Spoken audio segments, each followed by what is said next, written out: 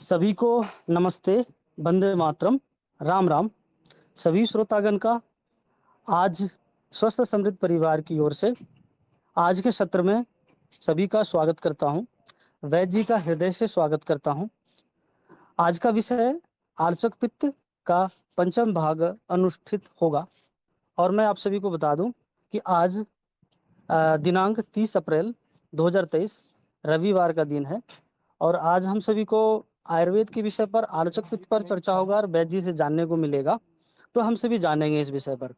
तो पिछले सत्र में जो भी श्रोतागण नियमित रूप से जुड़ रहे होंगे उन्हें पता होगा कि चतुर्थ भाग आलोचक पित्त का अनुष्ठित हो चुका था, जिसमें कि वैद्य जी ने बहुत ही गंभीरता से, बहुत ही वैज्ञानिक तरीके से, बहुत ही तथ्यात्मक ढंग से, आयुर्वेद की दृष्टिकोण से, आध्यात्मिक दृष्टिकोण से, सामाजिक दृष्टिकोण से, व्यवहारिक दृष्टिकोण से आलोचक पित्त पर बहुत सारी बिंदुओं पर बातें की, समझाए हम सभी को, बहुत सारी चीजें सीखा। बुद्धि वैशेषिक आलोचक पित्त होता क्या है, इसके बारे में बड़े ही गंभीरता से हम सभी ने जाना और समझा। तो इस सभी विषयों को आप चतुर्थ भाग में सुन सकते हैं और जान सकते हैं। और जो अभी हम सभी जो आलोचक पित्त सीख रहे हैं, आप सभी को पता होगा कि हमारे देश में जो ऋषि मुनि, महर्षि, महापुरुष, जो देवता हुए, सभी बड़े ही वैज्ञानिक, बड़े ही विद्वान, बड़े ही गुणवान, क्या कहे शब्द कम है उसके लिए, ऐसे ऐसे विदुषी और महापुरुष इस देश में हुए जो कि अपने ज्ञान और विज्ञान से केवल इस पूरे धरा पर अपने ज्ञान से बिखेरे और अपने शास्त्रों में अपने ज्ञान से हम सभी को बताए। तो इस सब विषयों पे चर्चा करेंगे। तो आलोचक पित्त जो हमारे देश में एक आचार्य, महर्षि कहें, ऋषि कहें, आचार्य कहें, आचार्य भेल जी ने इतनी ही वैज्ञानिक तरीके से, इतनी ही वैज्ञानिक ढंग से आलचुक पित्त अपने शास्त्रों में भेल संहिता में वर्णन किया है। उन्हीं ज्ञान को वैद्य जी हम सभी के बीच में समय समय और प्रतिदिन भाग के रूप में, प्रतिदिन एक एक भाग के रूप में हम सभी बता रहे हैं और समझा रहे हैं। तो उसी तरह से आलोचक पित्त का आज पंचम भाग होगा और हम सभी जानेंगे। चतुर्थ भाग में हम सभी ने बहुत सारी चीजें सीखा था। 2 मिनट में हम आप सभी को कुछ साझा करते हैं जो हम सभी ने जाना और समझा था, जिससे कि आगे का जो विषय आज होने वाला है उसमें हम सभी को रुचि बढ़ेगी और जानेंगे। तो बहुत सारी बातें, जैसे सूर्य सूर्य के प्रकाश कैसे लेना चाहिए, पीठ की ओर करके लेना चाहिए, अग्नि कैसे, अग्नि का जो सेवन करते हैं आगे की ओर करके करना चाहिए, ऐसी बहुत सारी बातें वैद्य जी ने बताया। तो सूर्य का सेवन, अग्नि का सेवन कैसे करना चाहिए, ये भी हमारे लिए महत्व रखता है, आलोचक पित्त के लिए महत्व रखता है। बहुत सारी बातें हमसे भी जाना। सबसे बड़ा सूत्र कि जैसे कि कहते हैं आयुर्वेद के अनुसार से, वैद्य जी ने बताए थे, जो हमें स्मरण आ रहा है कि अगर यदि कोई आज किसान है, वेदों में भी ऐसा कहा गया कि किसान किसान जो है, जो किसान का कार्य है, जो किसान है, जो कृषक है, कृषि कार्य है, वो सर्वश्रेष्ठ कार्य है। वेदों में भी, अथर्ववेद में ऐसा वर्णन मिलता है। तो वैद्य जी ने जो चतुर्थ भाग में बताया, जो कृषक होता है, जो शारीरिक परिश्रम से, बिना किसी यंत्र के सहयोग से जो कृषि करते हैं, जो जो गौ माता है, बैल हैं, नंदी हैं, उनके मदद से, उनके सहयोग से कृषि करते हैं, उन किसान का, उस व्यक्ति का वात पित्त कफ तीनों संतुलित रहता है। ना उसे कोई वात का रोग होता है, ना ही उसे किसी पित्त का रोग होता है, ना ही उसे कफ का रोग होता है। व्यक्ति सदैव स्वस्थ रहता है। इसीलिए कृषि का कार्य करना सभी मनुष्य के लिए परम धर्म है। केवल ऐसा नहीं कि केवल किसान ही करे, सभी के लिए कृषि करना परम धर्म है। ऐसे बहुत सारी बातें हमने जाना। भगवान धर्मपुरी जी का भी वैद्य जी ने चतुर्थ भाग में उदाहरण दिए थे कि काशी ऐसी नगरी है जहाँ की गंगा का जो जल है सबसे शीतल होता है और कहीं का जल शीतल नहीं होता। ऐसा हम सभी को जानने को मिला था। श्रृंगाटक मर्म है, 107 प्रकार के मर्मों के बारे में जाना था, बहुत सारी बातें जाना था। साथ ही वैद्य जी ने हमें व्यवहारिक ज्ञान, आध्यात्मिक ज्ञान और साथ ही नैतिक ज्ञान भी हमें सिखाए। एक छोटी सी बात कह के वैद्य जी का हम सभी सत्र को आगे बढ़ाएंगे कि वैद्य जी ने एक बात कहे कि जो गुरु होते हैं हमारे, जिस गुरु के पास हम शिक्षा ग्रहण करते हैं, शिक्षण ग्रहण करते हैं, कि जिन गुरु से हम शिक्षा ग्रहण करते हैं उनसे हमें कभी भी छल कपट की भावना नहीं रखनी चाहिए, उनसे कभी किसी भी प्रकार का झूठ नहीं बोलना चाहिए, अर्थात छल कपट रहित रह करके हमें गुरु से विद्या ग्रहण करनी चाहिए। ऐसा इसलिए, जब आपके गुरु की आंखें, आपके आज्ञा चक्र, वो आलोचक पित्त पर पड़ता है तो एक आपस में प्रगाढ़ जुड़ाव स्थापित हो जाता है। जब भी हम जब एक गुरु और एक शिष्य के बीच ऐसी जब हम बातें होती है, देखते हैं, तो इससे क्या होता है कि जो आपके गुरु की जो वाणी है, दिव्यता है, ज्ञान है, आदर्शता आदि प्राप्त करने में हमें शक्ति प्राप्त होता है। इसीलिए अगर यदि आप गुरु से झूठ बोलेंगे, छल कपट करेंगे, तो आप अपने गुरु से आंखें मिला के नहीं बात कर सकते। इसका कहने का तात्पर्य यह है ये सारी चीज़ें हमें समझना चाहिए। तो बहुत सारी बातें हैं, ऐसे ही हमें समझना है। साथ ही वैद्य जी ने बताए थे चतुर्थ भाग में कि जो वेद है, वेदांग है, आयुर्वेद है, उपनिषद है, ऋषि-मुनि हैं, देवता हैं, जो भी महापुरुष हैं, उनका कभी भी हमें अपमान नहीं करना चाहिए। जो शास्त्र हैं, जो महापुरुष हैं, किसी का अपमान नहीं करना चाहिए।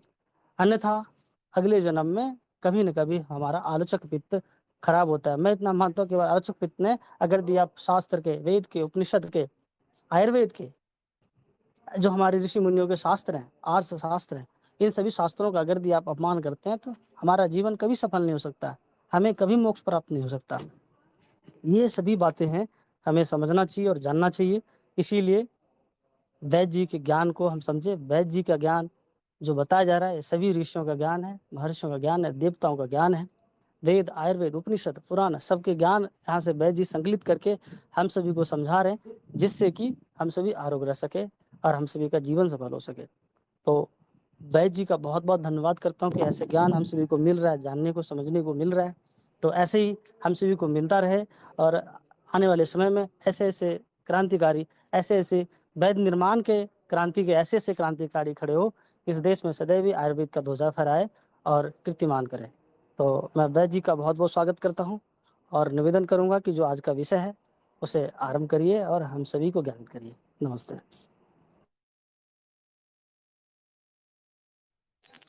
बहुत बहुत धन्यवाद दीपक भाई का, तथा आप सभी का भी हृदय से स्वागत है।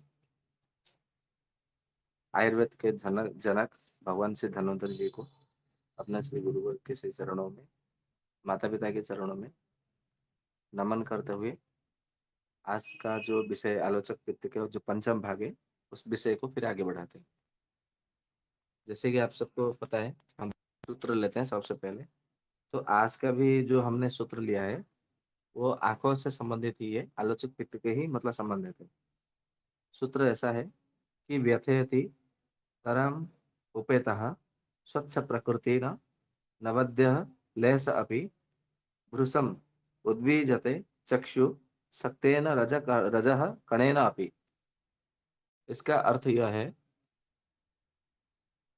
कि जिस प्रकार यदि छोटा सा मतलब कोई धूल या तो थोड़ा मतलब थोड़ा सा धूल, रज का कण यानी कि धूल का मतलब थोड़े से धूल भी यदि में मतलब उद्वीजते कि आंखों में प्रवेश कर जाते हैं, मतलब आंखों में घुस जाते हैं, मतलब आंखों में डल जाती है, गिर जाती है, तो हमारे दोनों आंखों को बड़ा कष्ट होता है और हम दोनों आंखों से भी मतलब देख नहीं सकते। मतलब एक आंख में भी मतलब यदि थोड़ा रजकण गिर जाती है, धूल पड़ जाती है, तो हमारे दोनों आंखें बंद हो जाती है। यदि एक आंख में मतलब कोई जरा सा चोट हो जाती है, तो दूसरी आंख भी अपने आप में बंद हो जाती है। ठीक उसी तरह आगे कहते हैं कि व्यथयति तरामुपेतः स्वच्छ प्रकृति नवद्य लेशोपि। इसका अर्थ है कि ठीक उसी प्रकार मतलब यहाँ पे आलोचक पित्त या तो फिर आंखों को उदाहरण देते हुए के जीवन के साथ में जो आध्यात्म के साथ में रहते हैं, आध्यात्म का बड़ा ही मतलब संबंध है, ये ध्यान में रखिएगा। तो जरा सा लांछन लगने पर जो निर्दोष प्रकृति के जो सज्जन साधु पुरुष होते हैं, वो उनको बड़ा कष्ट होता है और उनको मृत्यु जैसा कष्ट होता है, और वो अपने मतलब शरीर त्यागने के लिए, यथासंभव त्यागने के लिए अपना अन्न जल जो है सब कुछ त्याग देते हैं। इसका अर्थ ऐसा है। तो अभी इसको मतलब थोड़ा सा समझने का प्रयास करते हैं। मतलब आप लोगों ने मतलब ध्यान से यदि सुने होंगे, समझे होंगे, तो समझ में आ गया होगा, आपकी बुद्धि में मतलब उसके ग्रहण कर लिया होगा कि जो आलोचक पित्त दो प्रकार का आचार्य भैल जी ने बताए हैं कि एक चक्षु वैशेषिक आलोचक पित्त है, दूसरा बुद्धि वैशेषिक आलोचक पित्त है। मतलब एक मतलब चक्षुओं को ज्योति देता है, यानी कि आंखों को प्रकाश देता है, देखने की शक्ति देता है, क्षमता देता है, सक्षम बनाता है, समर्थ बनाता है। दूसरा बुद्धि वैशेषिक आलोचक पित्त जो है, बुद्धि को कुशाग्र करता है। नहीं तो आप बोलेंगे कि मतलब बुद्धि को आलोचक पित्त क्यों करता है, यदि वो नहीं करेगा तो क्या बुद्धि काम नहीं करेगा? नहीं करेगा। आजकल मतलब देखे होंगे कि बुद्धिमान मतलब बहुत सारे हैं, जैसे दुर्बुद्धि है और सद्बुद्धि वाले भी व्यक्ति है। जो दुर्बुद्धि वाले व्यक्ति होते हैं वो दूसरे का चोरी करते हैं, धन अपहरण करते हैं, बलात्कार करते हैं, हत्या करते हैं, झूठ बोलते हैं और अन्याय अनीति दुराचार वो सब करते हैं। क्यों करते हैं? क्योंकि उनका जो बुद्धि वैशेषिक आलोचक पित्त वो बिगड़ गया है। यदि उन्हीं का मतलब उनका बुद्धि वैशेषिक आलोचक पित्त यदि मतलब बिगड़ा ना होता, यदि सही होता तो सत्कर्म करते, अपकर्म कभी न करते, अकर्म कभी न करते, कुकर्म कभी न करते। यही मतलब इतना सा अंतर है, पार्थक्य है। तो यही मतलब सबसे बड़ा प्रमाण है कि उनका बुद्धि वैशेषिक जो आलोचक थे, वो सच में वास्तव में बिगड़ा हुआ है, बिगड़ गया है, विकृति हो गई है, जिसके कारण उनका सही तरीके से बुद्धि काम नहीं कर पा रही है। तो आजकल देखेंगे ना, एक खोजेंगे तो हज़ार लाखों में मिल कि हर कोई जो है मतलब हमने पिछली बार ये भी कहा था कि वर्ष में जयचंदों की कमी नहीं है। ये वास्तव में हमने कई जगह मतलब ऐसा हमने प्रत्यक्ष भी अनुभव भी किया कि आज के समय में जयचंदों की बिल्कुल मतलब वास्तव में कमी नहीं है। और मैं आप लोगों के सामने एक अनुरोध भी करना चाहता हूँ कि जो भी मतलब कोई साधु हो, संत हो, सन्यासी हो या तो मतलब क्योंकि आलोचक पित्त के आधार पर मैं आपको आप लोगों को बता रहा हूँ, आयुर्वेद के आधार पर। तो आयुर्वेद में मतलब क्या कहा जाता है कि जिनका आलोचक पित्त यदि सही होता है, तो उनका दृष्टि शक्ति तीक्ष्ण होता है। जिनका आलोचक पित्त सही होता है, उनका बुद्धि जो है सद्बुद्धि होती है। सद्भावना उनमें मतलब रोम-रोम में वो भरे रहते हैं। ये आपको मतलब समझना चाहिए। मतलब आपको सूत्रों के आधार पर कह रहा हूँ। परंतु यदि कोई साधु है, कोई संत है, कोई सन्यासी है, परंतु वो अपने आँखों में चश्मा लगा करके आध्यात्मिक ज्ञान दे रहा है, तो आप उनसे तुरंत मतलब उठ होके खड़े होके भाग जाइए। भाग जाइए मतलब उनके साथ में वार्तालाप मत करिए, वो वास्तव में साधु है ही नहीं। वो वास्तव में सन्यासी है ही नहीं। वो वास्तव में उसका आलोचक पित्त बिल्कुल बिगड़ गया है। वो जिसका आलोचक मतलब पित्त बिगड़ गया है, तो समझ लेना चाहिए वो आधा पागल जैसा है ये। उसके मुँह में जो आएगा वो बोल देगा। मतलब आज ये महीने में बोलेगा कि ऐसा है, वैसा है मतलब अध्यात्म को लेकर के अगले महीने में या 2-3 महीने में 6 महीने के बाद में उसकी बातें है ना पूरा बदला हुआ आपको मतलब नज़र आएगा। या तो सुनने को मिलेगा, जानने को मिलेगा। तो इससे क्या होगा? तो इससे आजकल मतलब ऐसा हो गया है, ऐसी स्थिति हो गई है भारतवर्ष में कि कोई 15 दिन का कोर्स करा रहे हैं, तो कहीं पे महीने का कोर्स करा रहे हैं, कहीं पे 2 महीने का कोर्स करा रहे हैं, कहीं पे 6 महीने का कोर्स करा रहे हैं। और कोर्स मतलब क्या करा रहे हैं? नहीं हम आप मतलब यहाँ पे आइए और आप मतलब यहाँ पे रुकिए और यहाँ पे रुक करके खाना-पीना, भोजन-भोजन सब हमारे तरफ से मतलब मिलेगा और आपको कोई चिंता करने की कोई विषय नहीं है। हम आपको योगी बना करके छोड़ेंगे। हम आपको एकदम साधक बना करके छोड़ेंगे। हम आपको एकदम एक नेता की तरह मतलब बना के छोड़ेंगे। अरे नेता बना करके आधा मतलब साधक बना करके, योगी बना करके तब छोड़ेंगे, जब आप स्वयं मतलब साधक होंगे, जब आप स्वयं मतलब योगी होंगे। जब वो स्वयं ही योगी नहीं है, तो वो आपको क्या योगी बनाएँगे? जब वो स्वयं साधक नहीं है, तो वो आपको क्या साधक बनाएँगे? इसीलिए आपको मतलब केवल एक ही मैं ये सूत्र के रूप में आपको बता रहा हूँ। जिनकी आँखों में चश्मा लगा हो, तो तुरंत समझ लेना वो साधु है ही नहीं, ये पहली बात है। साधुओं को चश्मे की आवश्यकता ही नहीं है। क्योंकि जो साधु होते हैं ना, वो प्रातः संध्या करते हैं, मध्याह्न संध्या करते हैं, सायाह्न संध्या करते हैं, तुरीय संध्या करते हैं, तो उन्हें चश्मे की आवश्यकता ही नहीं है। और जो साधु होते हैं, सन्यासी संत होते हैं, परम मतलब विद्वान पंडित होते हैं, वो क्रोध नहीं करते, कभी भी वो क्रोध के आवेश में नहीं आते। कभी दिखावा नहीं करते, कभी प्रदर्शन नहीं करते। जहाँ पे आपको कोई दिखावटी दिखा, मतलब दिखावा, प्रदर्शन आपको मतलब भाव आपको दिखा और साथ में यदि मतलब कोई कहता है कि संसार में भारतवर्ष में जितने सारे संप्रदाय हैं, जितने सारे संस्थाएँ हैं, सब बेकार है, सब फालतू है। हमारा जो संस्था है वो सबसे श्रेष्ठ है। तो समझ लीजिएगा वो साधु है ही नहीं। मैं आप लोगों को कुछ सूत्र बता रहा हूँ। वो इसलिए बता रहा हूँ क्योंकि आज आलोचक पित्त के ऊपर चर्चा चल रही है और आलोचक पित्त बुद्धि वैशेषिक आलोचक पित्त, चक्षु वैशेषिक आलोचक पित्त। तो आपको यदि मतलब उनका चक्षु वैशेषिक पित्त और ये बुद्धि वैशेषिक आलोचक पित्त जिसका बिगड़ा हुआ है, तो आप यदि उनके उस व्यक्ति के साथ में यदि मिलेंगे या तो वार्तालाप करेंगे या तो उनके साथ में मतलब रहेंगे, व्यवहार रखेंगे, तो आपका भी आलोचक पित्त बिगड़ जाएगा। बोलेंगे ऐसे कैसे बिगड़ जाएगा?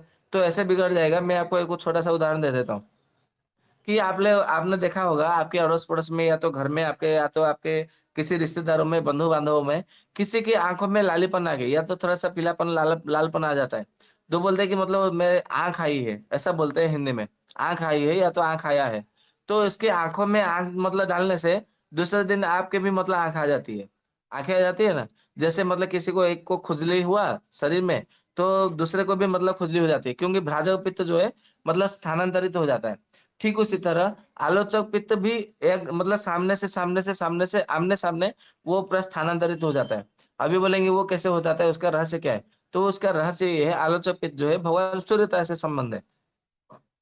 तो भगवान जो सूर्य भगवान है, वो पूरा आग का गोला है, ऐसा मान लीजिए, क्योंकि वो उत्तप्त पिंड है।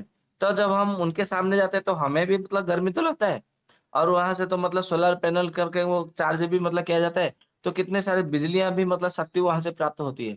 और जहां जहां मतलब सूर्य के प्रकाश गिरता है दिन भर में, तो देखेंगे वहां पे गर्मी भी मतलब तो आ जाती है। और कम से कम कुछ समय तक, लंबे समय तक वो गर्मी हटती नहीं है, दूर नहीं हटती है। तो इससे सीधा मतलब प्रमाणित हो गया, साफ साफ प्रमाणित हो गया, स्पष्टता हो गई कि आलोचक पित्त स्थानांतरित होती है। मतलब चाहे विकृत हो, चाहे प्राकृतिक हो। और प्राकृतिक अवस्था में जिसका आलोचक पित्त सही हो, जो वास्तव में साधु हो, संत हो, सन्यासी हो, गुरु हो, महात्मा हो, उनके केवल कृपा दृष्टि पड़ने पर ही, जो बोलता है ना कि मतलब कृपा कटाक्ष, मतलब कटाक्षपात, दृष्टिपात करने पर ही आपका जो साधन है वो सिद्ध हो जाता है। आपको जो विद्या वो प्राप्त हो जाती है। ऐसे मतलब कहा गया कि भगवान वशिष्ठ ने भगवान राम के ऊपर ऐसी कृपा कर दी कि भगवान वशिष्ठ का सारा ज्ञान भगवान राम के मतलब मस्तिष्क में आ गया, स्थानांतरित हो गया। अब आप बोलेंगे कि मतलब महर्षि वशिष्ठ जी ने क्या भगवान राम को ही अकेले पढ़ा रहे थे? ऐसे ही पढ़ा रहे थे, क्योंकि महर्षि वशिष्ठ जी को अपने भक्ति के, अपने सेवा के द्वारा अपने गुरु प्रसन्न कर लिया। तो अन्य शिष्यों ने प्रसन्न नहीं कर पाए। तो जिन्होंने प्रसन्न कर लिया जिसने, तो गुरु की कृपा उन पर मतलब विशेषता से हो गई। जैसे मतलब द्रोणाचार्य, अभी महाभारत की यदि कथा में हम देखेंगे, तो द्रोणाचार्य के पास अपने पुत्र अश्वत्थामा था, परंतु अश्वत्थामा को वो सारी विद्या नहीं सिखाई उन्होंने, जितना मतलब सारा सबका सब विद्या अपने को पूरा निचोड़ करके अर्जुन को दे दिया। क्यों दिया? क्योंकि अर्जुन के विनम्रता से, अर्जुन के भक्ति भाव से, अर्जुन के निष्कपट भाव से, प्रेम आदर के भाव से वो गुरुवर प्रसन्न हो गए। और अपना आलोचक पित्त को मतलब माध्यम से उसके आलोचक पित्त को सारा ज्ञान, सारा विद्या, सारे अस्त्र शस्त्र उन्हें दे दिया, सौंप दिया, अर्पण कर दिया। वो ऐसे होता है आलोचक पित्त से। तो यदि मतलब कल्पना करिए, जहां से आपको अच्छाई आ सकती है वहां से बुराई भी आ सकती है। तो जिसके आंखों में चश्मा लगा हो उससे दूरी बनाए रखिए। उसके पास कोई भी मतलब ज्ञान हो ना, वो केवल मतलब समझ लीजिए, वो केवल थ्योरी हो, वो कोई प्रैक्टिकल ज्ञान नहीं है, प्रत्यक्ष ज्ञान नहीं है। और उससे आपको रत्ते भर भी लाभ नहीं होगा। तो ऐसे में दूरी बनाए रखें, तो आपका आलोचक पित्त जो है वो विकृत नहीं होगा, वो सही होगा। ये हो गया पहली बात। दूसरी बात वो है जो दिखावा करता है, या तो फिर अपने को ही श्रेष्ठ बताता है, बाकी सारे खराब है, मैं ही अच्छा हूँ। ये एक मतलब सूत्र है, लक्षण है। ठीक उसी तरह जो दूसरों की हिंसा करता है, जिसमें मतलब क्षमा का भावना ही नहीं है, और जिसके मतलब आंखों में प्रसन्नता का कोई चिन्ह, लक्षण ही ना दिखे, और जो मतलब पवित्रता से ना हो, मतलब मन से भी पवित्र ना हो, और तन से भी मतलब शरीर से भी पवित्र ना हो। और ऐसे व्यक्तियों के साथ में आपको वार्तालाप भी नहीं करना चाहिए, मतलब बातचीत भी नहीं करना चाहिए। यदि बातचीत भी करने जाएंगे ना, तो भी आपका आलोचक पित्त बिगड़ जाएगा। ये आपको मतलब ध्यान में रखना है। मैं ये बात इसलिए बता रहा हूँ, क्योंकि मैंने बहुत सारे मतलब अभी ऐसे अनुभव कर रहा हूँ कि भारतवर्ष में ऐसे साधु के बेस में बहुत सारे ऐसे मतलब यूँ कहे कि आतंकवादी है, या तो फिर मतलब कई गुंडे हैं, या तो कोई चोर मवाली है। मतलब उन लोगों को कोई मतलब ऐसे काम नहीं मिल रहा है। मतलब चोरी करने जाएंगे तो पकड़े जाएंगे। इतना मतलब इंटरनेट मतलब सब कुछ हो गया है, चारों ओर सीसीटीवी लग गया है। तो चोरी करने को नहीं मिल रहा है, कहीं पे डाका डालने के लिए भी मतलब नहीं मिल रहा है। सारा हर जगह इंटरनेट इतना मतलब फैल गया है। तो अभी भारत में मतलब चोरी भी ना करना पड़े, और लोग आके सामने से सम्मान पूर्वक, आदर पूर्वक आपके चरणों में धन अर्पण करके चले जाए, मतलब दान देके चले जाए। वो भारतवर्ष में ही संभव है। बाकी अन्य किसी देश में, विदेश में ये संभव नहीं है। तो बहुत सारे चोर, लुटेरे, डाकू, आतंकवादी जो है, मैं यहाँ पे किसी संस्था, किसी संप्रदाय का नाम नहीं बताऊंगा, केवल मतलब जो अनुभव है, अनुभव के आधार पर बता रहा हूँ। तो ऐसे बहुत सारे हैं जो कि अपने को मतलब साधु वेश बना करके वो सब मतलब केवल आध्यात्मिक चेतना का, साधना का वो सब बातें मतलब कर रहे हैं। जिससे कि मतलब लोग आके मतलब सम्मान पूर्वक, आदर पूर्वक उनके चरणों में केवल दान अर्पण कर दे कि आप तो हमारा जीवन ही धन्य हो गया। आप तो मतलब हमारा ऐसा भाग्य, सौभाग्य है कि आपके मतलब दर्शन मिल गए। आपके साक्षात दर्शन मिल गए, तो जैसे भगवान ने कृपा कर दी हम पर, ईश्वर की कृपा हो गई हम पर। तो ऐसे जो जितने सारे जो उदारता से मतलब हम लोग बोलते हैं, साधु को दर्शन होने के बाद में, संतों के दर्शन होने के बाद में, या तो महात्मा के संगम से हम लोग ऐसा बोलते हैं। तो आपको अपना आलोचक पित्त सबसे पहले ठीक करना हो, मतलब रखना, सुरक्षा से रखना होगा। तो अपना आलोचक पित्त को यदि सही रखना है, मतलब स्वस्थ रखना है, तो आपको ऐसे कुछ नियम है, वो लोग मतलब ऐसे नियमों का आपको पालन करना पड़ेगा, और वो भी सख्ती से, मतलब पूरा विचार के साथ में आपको इसका पालन करना पड़ेगा। तो आपका आलोच्य पित्त सही रहेगा, तो फिर आपको मतलब जीवन भर में कभी भी चश्मा लगाने की ज़रूरत नहीं पड़ेगी, आवश्यक नहीं पड़ेगा। ये आपको मतलब समझना है। मेरा काम है, मैं आप लोगों को सही रास्ता दिखा दूँ। उस रास्ते पर चलना, अपने जीवन में आचरण में लाना, ये आपका उत्तरदायित्व है, आपका कर्तव्य है। उसमें मैं कुछ नहीं कर सकता। मैं आपको अपने गोद में लेकर के या तो मतलब गोद में उठा करके नहीं ले जा सकता। मेरा काम है, मैं आपको केवल रास्ता दिखा सकता हूँ, मार्ग दिखा सकता हूँ। बस इतना ही है और कुछ नहीं है। तो आज के सूत्र में हमने मतलब आलोचक के पित्ते में संबंधित जो जाना। आज अब हम बात करते हैं कुछ सिद्ध योगों की। सिद्ध योग उसे कहा जाता है जो योग मतलब प्रयोग में लाने पर भी वो मतलब सफलता ही मिलती है। मतलब सिद्धि उसे सिद्ध योग कहा जाता है। आयुर्वेद ऋषि मुनियों उसे सिद्ध योग कहते हैं। तो आजकल मतलब देखेंगे आज यहाँ जैसे हमारे गोविंद भाई महीनों भर उनकी यात्रा है ये महीने में। तो आज यहाँ पर यात्रा मतलब यहाँ पे कोई अलग सा पानी, अलग सा जल, अलग सा वायु है, जलवायु, अलग सा अलग का मतलब वातावरण है, परिवेश है। यहाँ का अलग का भोजन है, खान-पान है, अलग व्यक्ति है। उनका मतलब आचार-व्यवहार, वाणी, बोलना वो सब मतलब कर्म करना अलग है। फिर कल दूसरे जगह जाते हैं तो दूसरे जगह वहाँ का जलवायु, मिट्टी, आचार-व्यवहार, खाना-पीना सब कुछ बदल जाता है। तो आज यहाँ, कल वहाँ, फिर दूसरे दिन दूसरे जगह। तो ऐसे जब हम मतलब घूमते रहते हैं, या तो यूँ कहें अभी वसंत ऋतु चल रहा है, वसंत ऋतु, ग्रीष्म ऋतु में जो बहुत सारे मतलब क्या होता है कि सर में जलन होने लगता है। ये एक साधारण सी बात है कि सर में जलन होने लगता है, आँखों में जलन होने लगता है। तो इसके लिए हम मतलब क्या कर सकते हैं, सिद्धियों के विषय में आज हम चर्चा करते हैं। ग्रंथ का नाम है बृहत निकुंज रत्नाकर, उसमें इसको पित्त रोग के चिकित्सा प्रकरण में इसको बहुत अच्छे से बताया है कि जलन मतलब पित्त रोग यानी कि दाह रोग की चिकित्सा में बहुत अच्छे से बताया है। वहाँ पे हमने प्रयोग तो हमें बहुत अच्छा परिणाम मिला है। तो जो परिणाम मिला है वो हम आप लोगों को बता दे रहे हैं। तो उसमें क्या करना है, जो शीशम का पत्ता होता है उसमें से मतलब आपको लेना है। शीशम का पत्ता मतलब लेना है और उसमें सौंफ लेना है। ये केवल 2 और पानी चाहिए और दूसरा कुछ नहीं चाहिए। तो शीशम का पत शीशम का मतलब पत्ता लगभग 3-4 पत्ते लेने हैं और 1 चम्मच सौंफ लेना है, जो सौंफ हम मतलब रसोई घर में रखते हैं। तो 1 चम्मच सौंफ और 4-5 शीशम के पत्ते। इसको क्या करना है, थोड़े से मतलब शीशम के पत्तों को दरदरा कूट लीजिए, दरदरा कूट लेना है या तो फिर आपके पास कैंची हो तो कैंची से थोड़े-थोड़े टुकड़े-टुकड़े करके काट लीजिए। मतलब कूट लेना अच्छा है, सबसे बढ़िया।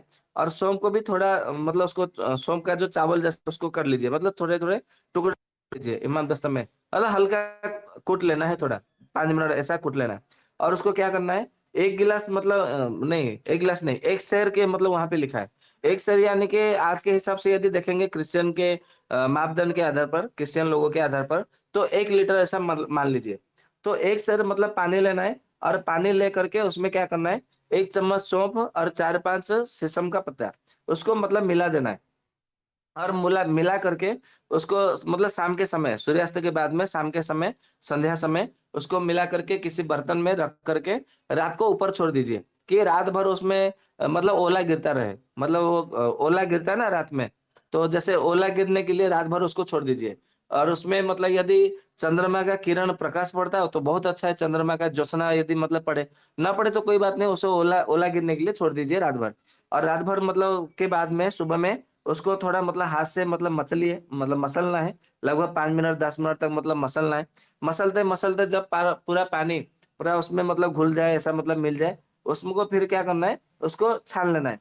और छान करके उसको थोड़ा-सा मतलब मिश्री का चूर्ण या तो बूरा या तो कंद या तो खंड, जो भी आपको मतलब आस-पास मतलब मिले, परंतु उसमें शहद या तो गुड़ नहीं मिलाना है, ये आपको ध्यान में रखना है। गुड़ यदि मिलाएँगे तो फिर आपका मतलब अम्लता बढ़े पेट में और रक्त में बढ़ेगी पित्त। तो अम्ल और पित्त ये दोनों में उसके गुणधर्म मतलब बढ़ जाएँगे, दुर्गुण बढ़ जाएँगे।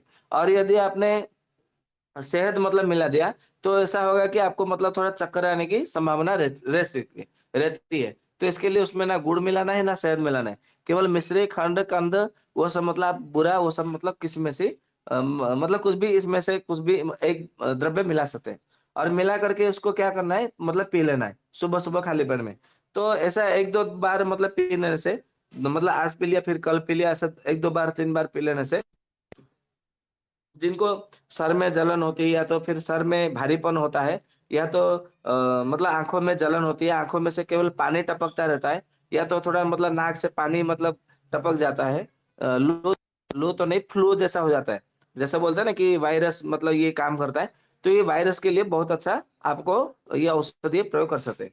आप बोलेंगे कि हम हमारे गाँव की तरफ शीशम का या या तो फिर हम यहाँ पे मतलब है बस में यात्रा कर रहे हैं, ट्रेन में यात्रा कर रहे हैं, तो शीशम का पत्ता अभी कहाँ ढूँढने जाए?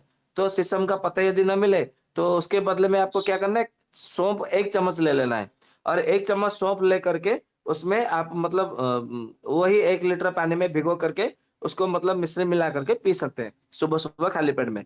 केवल सुबह में 1 ही बार पीना है। तो ये बहुत अच्छा मतलब आप उसको प्रयोग कर सकते हैं। ठीक उसी तरह यदि आपको कहीं पे यात्रा कर रहे हैं, बाइक से यात्रा कर रहे हैं और बाइक से यात्रा करते हुए फिर मतलब आप मान लीजिए कि आपने 40-50 किलोमीटर या तो 100 किलोमीटर या तो उससे भी अधिक मतलब यात्रा की। तो यात्रा करने के बाद में वहाँ पे जब मतलब उतरते हैं अपने लक्ष्य स्थल पर, जब बाइक से उतरते हैं, तो देखेंगे कि सर में भारीपन आना, सर में दर्द होना, ये भी मतलब लगता है कभी-कभी और छींके, खाँसी वो सब भी मतलब हो जाता है। तो इसमें क्या करना है, जो दालचीनी होता है, दालचीनी को थोड़ा मतलब चंदन की तरह घिस करके अपने कपाल पर मतलब ललाट पर जहाँ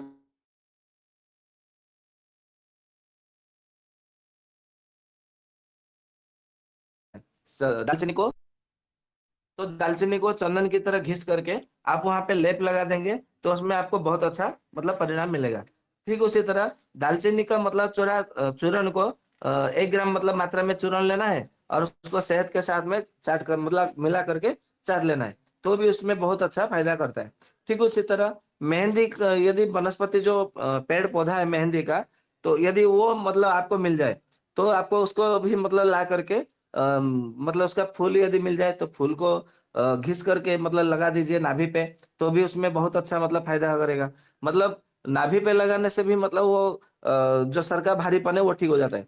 यदि सर पे दर्द हो रहा है तो कपाल में आप मतलब लेप लगा सकते हैं, परंतु सर में भारीपन है तो नाभि में लेप लगाने से तो भी उससे मतलब बहुत अच्छा फ़ायदा करता है।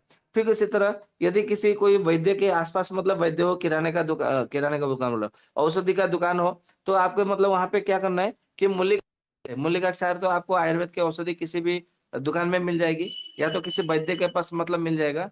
तो मूलिका क्षार वहाँ से मतलब लगभग 1-1 मासा के प्रमाण में 1-1 मासा यानी कि 1-1 ग्राम के प्रमाण में मतलब थोड़ा में या तो गर्म पानी से उसको आप ले सकते हैं। तो आप ऐसे मतलब दिन में 3 बार, 4 बार, 5 बार तक भी लेंगे, तो भी बहुत अच्छा मतलब फ़ायदा करता है। ठीक उसी तरह ये जो हमारा जो प्याज़ होता है, सफ़ेद प्याज़ या तो लाल प्याज़, जो भी मतलब आपके आस-पास मतलब मिलेगा, उसको क्या करना है, तलवों पर मतलब मालिश कर लेना है, या तो लेप लगाना है। आप मालिश समझिए या तो लेप समझिए, जैसा भी है। मतलब थोड़ा प्याज़ को छोटे-छोटे टुकड़ों में कूट लेना है और बिना पानी मिलाए उसको क्या करना है, पीस लेना है सिलवट्टे पे। तो सिलवट्टे पे पीस लेंगे, तो निश्चित रूप से वो थोड़ा चटनी जैसा बन जाएगा। यदि आप मिक्सी ग्राइंडर में मतलब पीसना चाहते हैं, तो थोड़ा-सा मतलब आप पानी मिलाना पड़ेगा। 1 चम्मच, 2 चम्मच जैसा पानी मिलाना पड़ेगा। तो उससे मतलब क्या होगा कि वो पूरा चटनी की तरह पूरा पीस जाएगी और पीसने के बाद में उसको क्या करना है कि पूरा तलवों पे पूरा लेप लगा देना है। और जब मतलब रोगी का जो मुख है, जो सिर है, वो या तो पूर्व दिशा की ओर रहना चाहिए या तो दक्षिण दिशा की ओर रहना चाहिए उनका सिर। तो आप इसको मतलब ध्यान में रख कर के यदि तलवों पर लेप लगा देंगे, तो आपको बहुत अच्छा परिणाम मिलेगा। इसमें कोई मतलब शंका का कोई विषय नहीं है।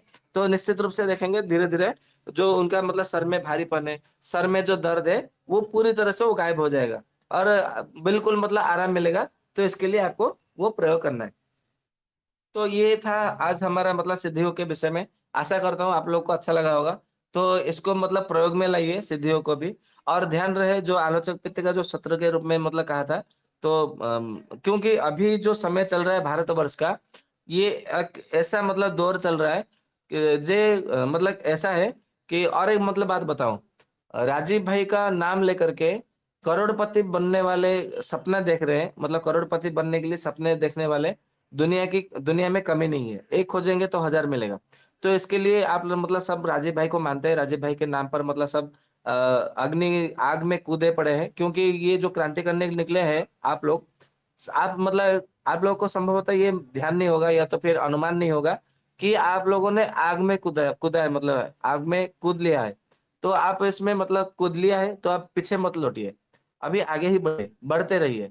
हम लोग भी मतलब आगे ही मतलब बढ़ना है। साथ में मतलब मिल कर के आगे बढ़ना है। तो जो आग में मतलब कूद पड़े हैं हम लोग, हम भी या तो आप भी जो भी है, तो जो राजीव भाई का जो सपना है आंदोलन को लेकर के, भारत को भारतीय की मान्यता के आधार पर मैं खड़ा करना चाहता हूँ और उसी काम में लगा हुआ हूँ। ये हर वीडियो में आपको मतलब मिल जाएगा।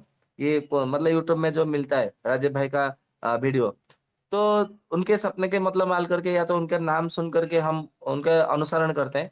तो कुछ लोग ऐसे भी है, स्वार्थी भी है, लुटेरे भी है, जो कि करोड़पति बनने का रातों रात सपना देख रहे हैं और बड़े सरलता से कैसे मैं मतलब मैं अमीर बनूं, मालिक बनूं और मेरे पास सारे सुख सुविधा हो। तो ऐसे मतलब मेरे मतलब कुछ संदेश भी आए, कुछ समाचार भी मतलब सुनने को मिला किसी-किसी के मुँह से, तो ऐसे अनुभव भी है। तो आजकल राजीव भाई के नाम पर मतलब करोड़ों करोड़पति बनने वाले और करोड़ों लूटने वाले की कमी नहीं है। इसके लिए राजीव भाई का मतलब केवल फोटो देख कर के हर किसी के ऊपर विश्वास मत करिए। हर किसी के ऊपर भरोसा मत करिए कि हाँ, ये अच्छा व्यक्ति होगा। क्योंकि मतलब कभी-कभी है ना कि ऐसा है कि ऐसा कहा जाता है कि मतलब एक श्लोक है, उस श्लोक मैं भूल गया हूँ कि ऊपर मतलब दधे कुंभम विश्व कुंभम पयोमुखम, मतलब ऐसा कहा गया है कि कोई मतलब कलश है, तो मतलब दूध मतलब दिखाई दे रहा है, परंतु दूध के भीतर है ना, उसमें विष भरा पड़ा है। तो उसको मतलब हर मतलब इसमें दूध दिखाई दे रहा है तो ये दूध ही होगा। मतलब किसी ने मतलब अपने भोजन में मतलब जहर मिला दिया, तो ये भोजन दिख रहा है तो भोजन ही है। ऐसा मत समझिए कि अमृत है। इसमें मतलब विष भी मिलाया हो सकता है। तो उसको मतलब जाँच से परख करने के बाद में, हर किसी का व्यक्तित्व को देखने के बाद में, परखने के बाद में आपको लगे हाँ, इसका व्यक्तित्व तो सही है, यह व्यक्ति सही है, इसका आचरण सही है, इसके उच्चारण सही है, इसके जो मतलब कर्म करने का, जो कार्य करने का जो शैली है, वो बिल्कुल सही है, कोई इसमें कोई गलत नहीं है। तो फिर उसके गुण-धर्म सही है, उसके प्रयोग, योग सब कुछ संयोग सब कुछ सही है, सब कुछ ठीक-ठाक है। फिर उसका साथ दीजिए और उसको उसका साथ मत दीजिए। यदि वो सही होगा तो वो आपके लिए आ जाएगा। वो राजीव भाई का वो काम करने के लिए वो अकेला भी मतलब निकल पड़ेगा कि मैं राजीव भाई का सपना मतलब साकार करना है, मुझे मैं वो अकेला निकल पड़ेगा। उसे किसी के साथ की ज़रूरत नहीं है। हाँ, ऐसा अवश्य है कि मतलब मान लीजिए कि हम मतलब रास्ते में कहीं जा रहे हैं, ट्रेन में सफ़र कर रहे हैं, तो हमको कोई मत नहीं मालूम कि मतलब मान लीजिए कि मैं ब्रह्मपुर से हूँ और ब्रह्मपुर से बहुत सारे लोग मतलब रेलवे स्टेशन के लिए निकलते हैं। तो रेलवे स्टेशन में कितने सारे मतलब ट्रेनें आती हैं, रेलवे बहुत सारे मतलब रेल आती है, परंतु मुझे नहीं मालूम कि मेरे साथ में मतलब कौन जाने वाला है। परंतु वहाँ पे बैठने के बाद में ट्रेन में तो पता चल जाता है कि अच्छा, अच्छा आप भी मतलब ब्रह्मपुर से हैं। अच्छा, अच्छा आप कहाँ जाने जाने वाले हैं? अच्छा वहाँ तक जाने वाले हैं। चलो बड़ी बहुत बढ़िया। अच्छी बात है। वहाँ तक मतलब समय का मतलब जो यात्रा का मज़ा आ जाएगा, पता ही नहीं चलेगा। तो ठीक उसी तरह यदि आप राजीव भाई को मतलब फ़ॉलो कर रहे हैं, वो भी राजीव भाई को फ़ॉलो कर रहे क करके आ रहे हैं, तो फिर आपको मतलब उनके पास मतलब जाने की ज़रूरत नहीं है। आपको मतलब कुछ करने की मतलब ज़रूरत नहीं है। आप अपना काम करते रहिए। उनके सपने को साकार करने के लिए जो गुण है, वो गुण अपने में मतलब ला कर के आगे बढ़ते रहिए। यदि आपका गुण, उनका गुण यदि मतलब बराबर मतलब मेल खाता है, तो फिर आज नहीं तो कल वो तो मतलब मिलन होगा ही होगा। वो मिलन भी होगा और महामिलन कहलाएगा और वो महामिलन एक महाआंदोलन का रूप लेगा, जो कि राजीव भाई का सपने को साकार बनाने में वो काम आएगा। तो यदि आप लोग मतलब ऐसा नहीं करेंगे, तो मुझे लगता है कि आप सबका भी आलोचक पित्त बिगड़ जाएगा और आलोचक पित्त बिगड़ जाएगा ना, तो किसी को मतलब मोटे-मोटे चश्मे लगेंगे, फिर किसी को मतलब कुछ समझ में नहीं आएगा कि आगे क्या करना है। फिर उसको पूछना पड़ेगा, उसको पूछना पड़ेगा, इसका मार्गदर्शन लेना पड़ेगा, उसका मार्गदर्शन लेना पड़ेगा। तो ये ऐसा कब तक करते रहेंगे? मेरा ज्ञान मतलब ऐसा करना है, जैसे राजीव भाई ने कहा है, जो कुछ भी मैंने सिखाया वो तुम सीख लो। ये सूत्रों को समझ लीजिए। तो ये जो मतलब बात का है, मतलब जैसे मैं आपको एक उदाहरण देता हूँ। दूँगा तो आप लोग मुझे लगता है आप लोगों को समझ में आ जाएगा। जैसे कोई औषधि है, औषधि के विषय में हम मतलब मैं आपको बताऊँगा कि ये औषधि ऐसा है, वैसा है, इसके गुणधर्म ऐसा है, वैसा है। तो मैं केवल औषधि के गुणधर्म के बताऊँगा, लेकिन उसको कैसे बनाना है, उसमें क्या-क्या है, वो कुछ बिल्कुल नहीं बताऊँगा मैं आप लोगों को। केवल बताऊँगा ये ऐसा करता है और मेरा ये नंबर है, मेरा ये एड्रेस है और मेरा ये व्हाट्सएप नंबर है। तो मुझसे मतलब आप लोग मँगा लीजिए। आप लोगों को यदि मतलब हाथ में रख कर के मतलब हृदय पे हाथ रख के बोलिए, आप लोग को कैसा लगेगा सचमुच? यदि जो सच्चा राज़ीवादी हो, बोलेगा ये तो अपना व्यापार फैला रहा है, ये तो अपना धंधा करने बैठे हैं, तो ये तो मतलब अपना वाणिज्य व्यापार मतलब करने के लिए बैठे हुए हैं। ये तो लगेगा ही लगेगा ना, शॉर्ट तो लगेगा। जैसे 8000 वोल्टेज का या तो फिर कहें कि 1 लाख वोल्टेज का मतलब शॉर्ट लगेगा, एकदम मतलब शॉक लगेगा, मतलब करंट लगेगा। तो वास्तविकता में आजकल ऐसा ही चल रहा है। तो सही मतलब राज्यवादी वही है, जैसे राजीव भाई ने कुछ भी छिपा के नहीं रखा कि मतलब ये है, वो है। जैसे हमारे ऋषि-मुनि हैं, आचार्य संहिता, सुश्रुत संहिता, हम जितने सारे ग्रंथों का नाम देते हैं, किसी में ऐसा मतलब छिपाया हुआ कुछ नहीं है। केवल उतना उन्होंने ऐसा किया है कि हमारे आगे चल कर के भारत की संस्कृति का ज्ञान नष्ट ना हो, विधर्मी किसी के हाथ में मतलब पड़ कर के, विधर्मी के हाथों ये नष्ट ना हो जाए, उसे उन्होंने प्रबंध मतलब भाव से रच करके रचना कर दिया, लिख दिया। जो कि मतलब इसमें से कोई एक श्लोक को भी मतलब नष्ट करेगा तो पता चल जाएगा कि यहाँ से इतना श्लोक मतलब नष्ट हुआ है। वो इसके लिए कि मतलब हमारा ज्ञान नष्ट हुआ हो। बाकी कोई भी औषधि का उन्होंने मतलब सूत्रों को मतलब घटक को, मात्रा को बनाने की विधि और कहाँ-कहाँ प्रयोग करना है, कैसे प्रयोग करना है, उसके लाभ है। उन्होंने किसी भी ऋषि-मुनियों ने कभी मतलब नहीं छुपाया। यदि ऋषियों ने नहीं छुपाया, ऋषियों ने सबने सबके सब बताए हैं, ठीक उसी तरह हमारे मतलब राजीव भाई ने भी कुछ नहीं छुपाया, सब बता दिए।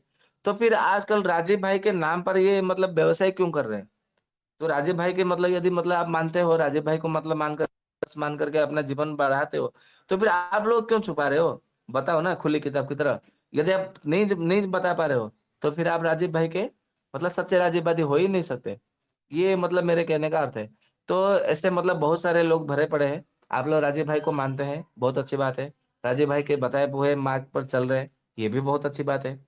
परंतु ध्यान रहे, अभी भारतवर्ष में ऐसा दौर चल रहा है कि आपके ही मतलब अड़ोस-पड़ोस में रहने वाले, आपका कब मतलब मृत्यु का शिकार मतलब आपके मतलब हो जाएँगे, मतलब आपके मृत्यु का कारण बनेंगे, कोई नहीं कह सकता।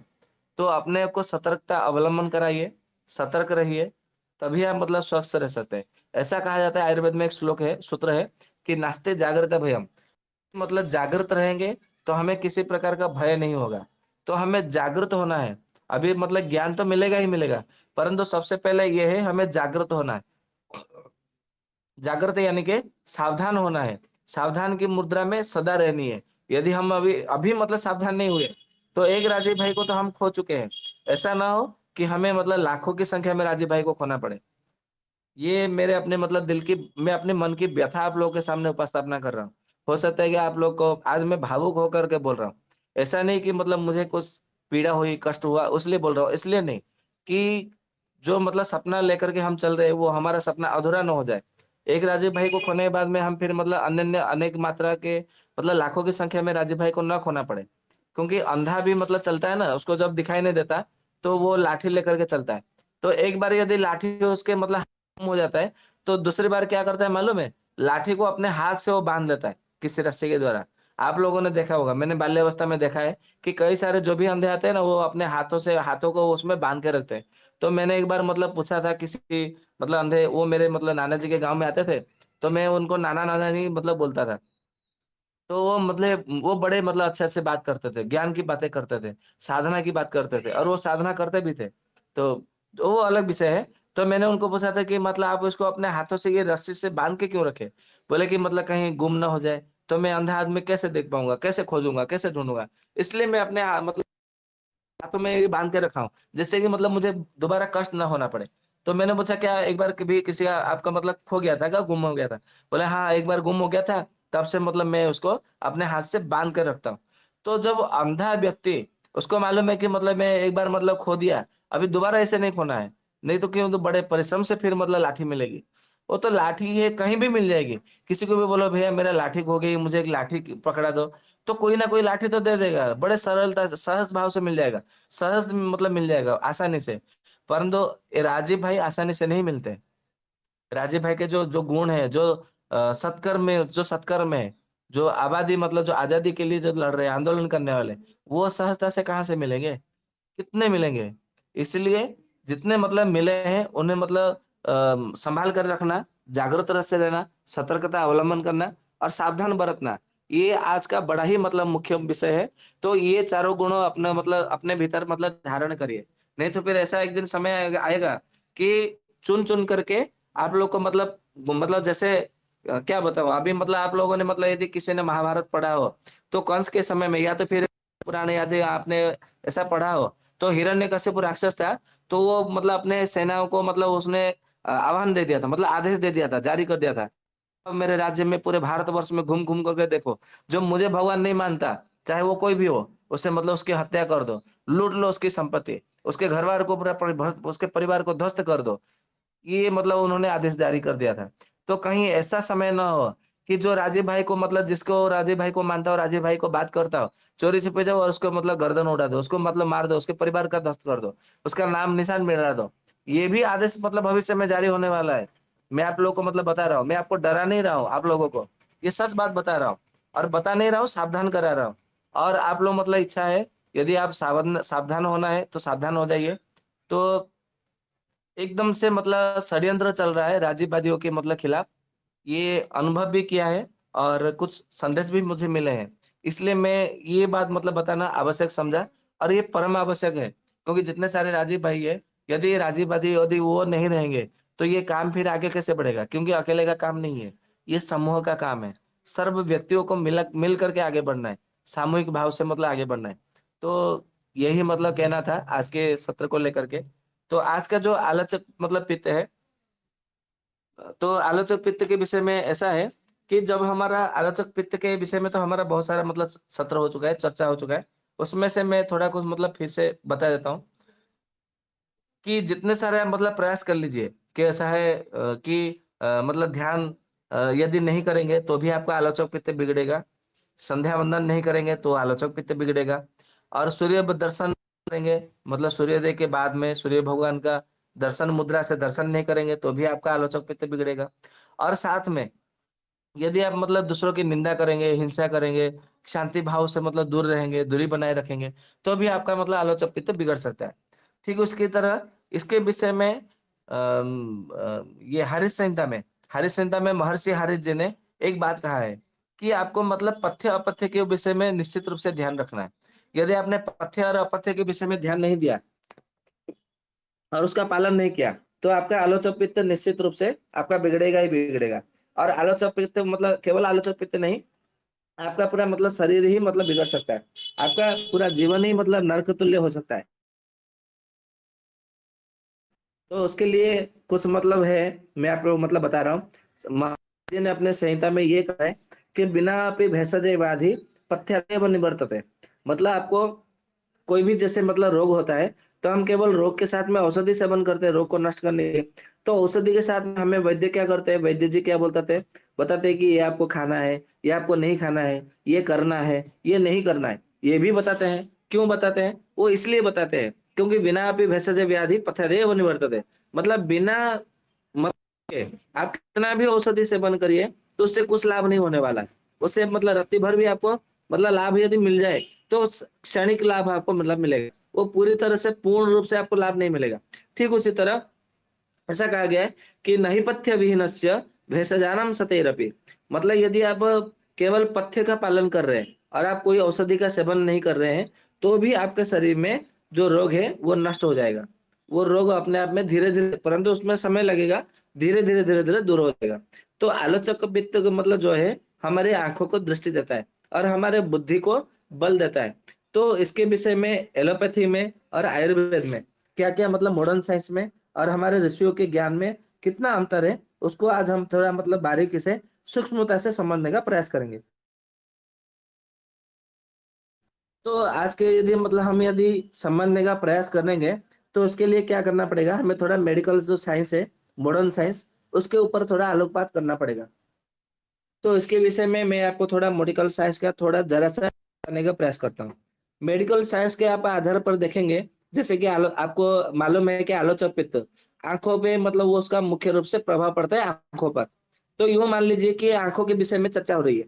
हालांकि आंखों पर हमारा चर्चा का विषय नहीं है। आंखों के भीतर 4 अंगुल नीचे जो मतलब रहने वाला है जो स्थान है, आलोचक पित्त के मतलब भीतर रहता है, मतलब आलोचक पित्त, उसके विषय में बात कर रहे हैं। परंतु उसका मुख्य जो प्रभाव है वो हमारे आंखों पर पड़ती है, दृष्टि पर पड़ती है। इसलिए यूं समझ लीजिए कि आज हम मतलब अभी आंखों के विषय में चर्चा कर रहे हैं, ऐसा मतलब हम समझ सकते हैं। तो अपने आंखों के दृष्टि को बढ़ाने के लिए हम लोग के मतलब मेडिकल साइंस के यदि आधार पर लेंगे, तो मेडिकल साइंस क्या बोलता है कि विटामिन ए यदि तुम अधिक मात्रा में सेवन करोगे, तो तुम्हारा आंखों का रोशनी जो है कभी भी खराब नहीं होगा, बरकरार रहेगा। ऐसा मेडिकल साइंस बताता है।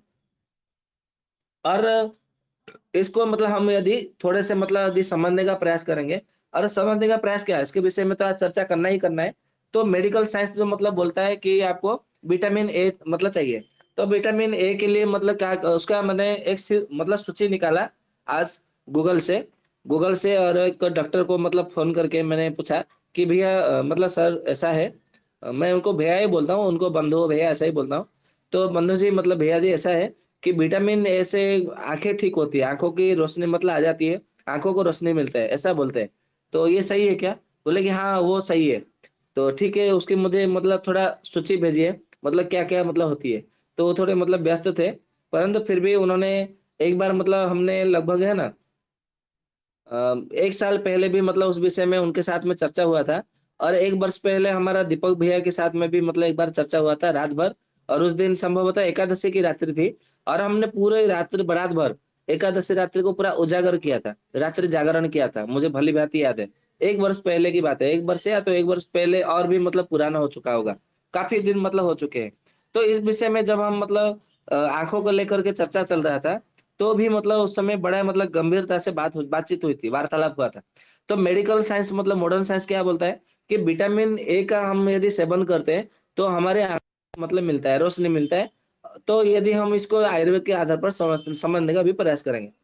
तो विटामिन ए किसमें आता है? सबसे पहले कच्चा दूध, मतलब जो गाय का जो दूध होता है, तो उसका यदि हम मतलब सेवन करते हैं, कच्चा दूध मतलब दोहन किया, मतलब केवल गाय का दूध ही नहीं है, कोई भी दूध हो, कच्चा दूध मतलब माँ का भी दूध है, गाय का दूध, भैंस का दूध, गधी का दूध, बकरी का दूध,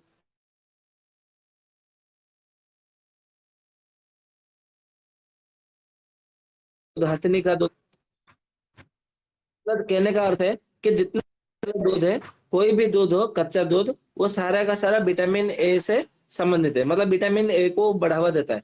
तो निश्चित रूप से वो हमारे आँखों को बल देगा। उसके बाद में आता है एक बार मतलब उबाला हुआ दूध, मतलब दूध आपने लिया और उसमें एक उबाल आ गया, तो उसको मतलब नीचे उतार लेना है चूल्हे में से। तो आयुर्वेद में तो ऐसा नहीं है, उसको हम चर्चा करेंगे बाद में इसके विषय में। तो एक बार एक उबाल आया हुआ दूध, ये हो गया आपका दूसरा। फिर वो कहते हैं कि जो छेना होता है, छेना यानी कि दूध को मतलब फाड़ करके उसको मतलब चूल्हे में बिठाते हैं, तो उसमें थोड़ा मिश्री या तो जो भी मिला करके, तो वो एक प्रकार से द्रव बन जाता है, द्रव्य उसको छेना बोलते हैं। छेना मतलब जो बंगाल से है या तो उड़ीसा से है। आप नहीं तो छेना मतलब लिखेंगे लिखेंगे गूगल में तो आपको दिखा देगा छेना कैसे बनता है। तो छेना का मिठाई भी बनता है, बहुत अच्छा होता है। तो छेना खाने से भी मतलब जो आपका विटामिन ए बरकरार रहेगा और बल देगा। उसके बाद में माखन, जिसको नवनीत कहा जाता है आयुर्वेद में, माखन भी जो है वो विटामिन ए से ओतप्रोत है, पूरा भरपूर मात्रा में है। ठीक उसी तरह जो मलाई होती है, दूध के ऊपर जो मलाई रहती है उबालने के बाद में, वो मलाई भी विटामिन ए से भरपूर है।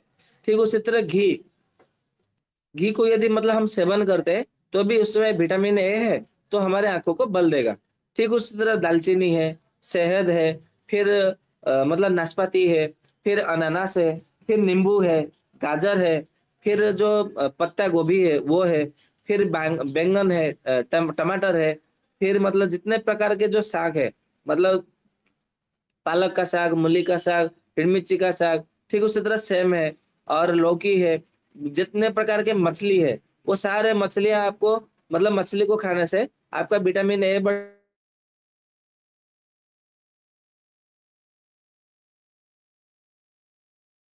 से मतलब बकरी का मतलब चर्बी है, मांस है, मछली का तेल है, फिर मतलब ये जैतून का तेल है, फिर उसी तरह जो दूध का घास है, वो भी और जितने सारे जो मतलब है ना, उसको क्या बोलते हैं, पोहा पोहा बोलते हैं। पोहा को खाने से और गेहूं का अधिक मात्रा में सेवन करने से और जिन मतलब दालों को मतलब बिना उसका मतलब छिलका निकाले, छिलका उतारे, उनका मतलब दालों का सेवन करने से भी मतलब विटामिन ए से मतलब भरपूर मात्रा में मतलब होती है, ऐसा कहा जाता है। और वो कहते हैं कि अधिक मात्रा में गाय, भैंस और बकरी का दूध मतलब सेवन करने से विटामिन ए मिलता है। और विटामिन ए मिलने से मतलब वो ऐसा करता है कि हमारे आँखों को वो पूरी तरह से ठीक कर देता है। ऐसा मतलब मेडिकल साइंस बताती है। अब हम इसको जो है आयुर्वेद के हिसाब से मतलब इसको देखते हैं कि क्या-क्या है और मतलब मतलब है। अभी मतलब ये तो कहा गया है कि ये खाने से आँखों की ज्योति बढ़ती है। अभी मैंने उनको पूछा भी, और एलोपैथी के मतलब किसी डॉक्टर का आप पूछेंगे कि क्या खाने से मतलब क्या नहीं खाना चाहिए? जैसे कि हमारे आँखें मतलब ना खराब हो, मतलब खराब हुआ भी हो तो भी मतलब वो ठीक हो जाता है।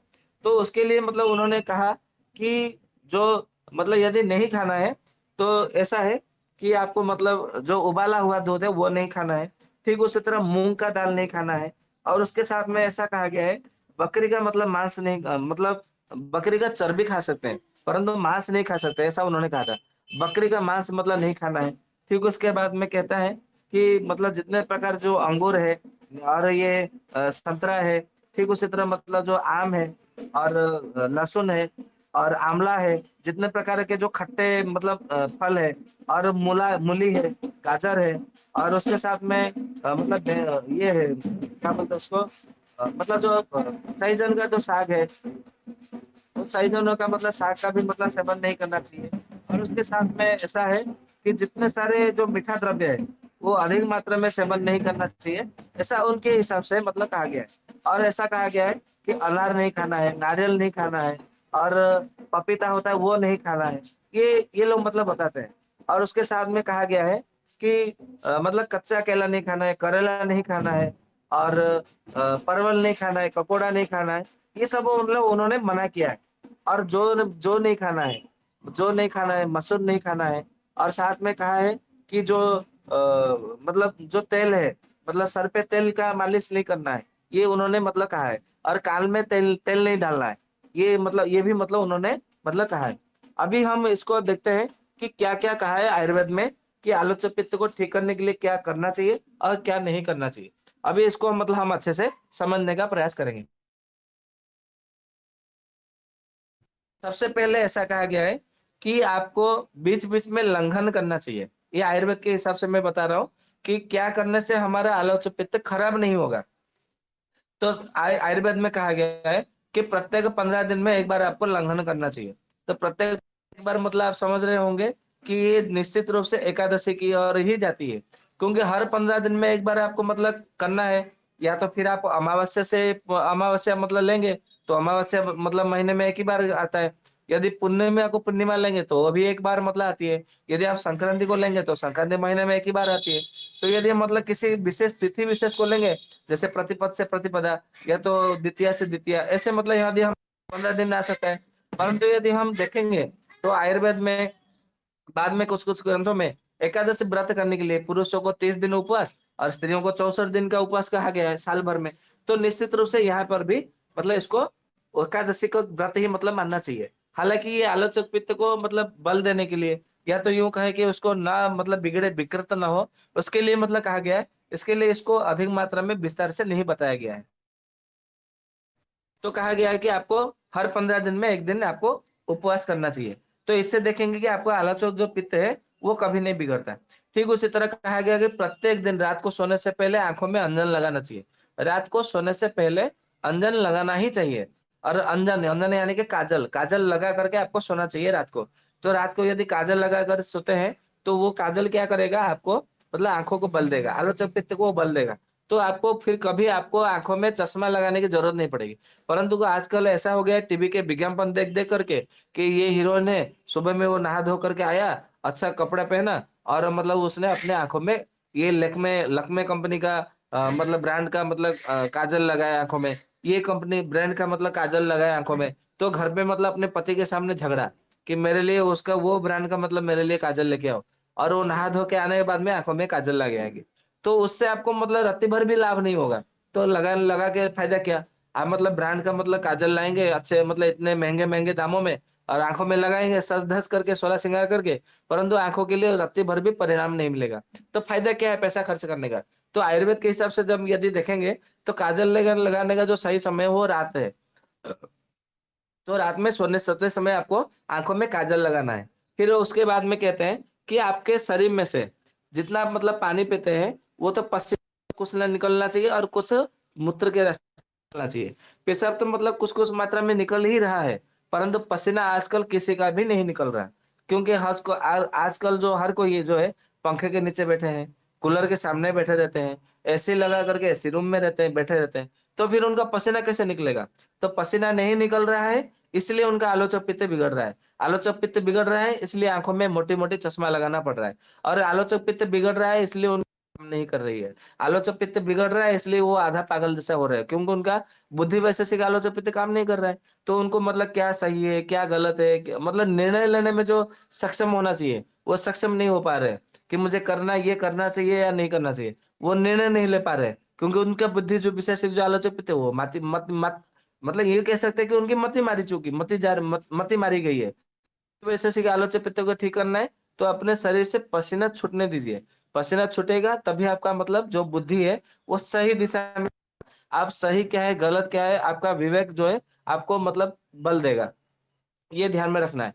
ठीक उसी तरह और क्या करना है, प्रतिदिन आप जितने बार भोजन करते हैं उतने बार आपका विरेचन होना चाहिए। मतलब यूँ यूँ कहें कि आपका पेट अच्छे से साफ होना चाहिए।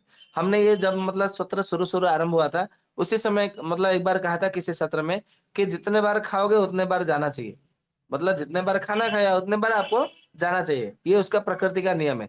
कोई-कोई लोग क्या करते हैं 3-3 बार दिन में खाते हैं मतलब परंतु जाते एक बार है।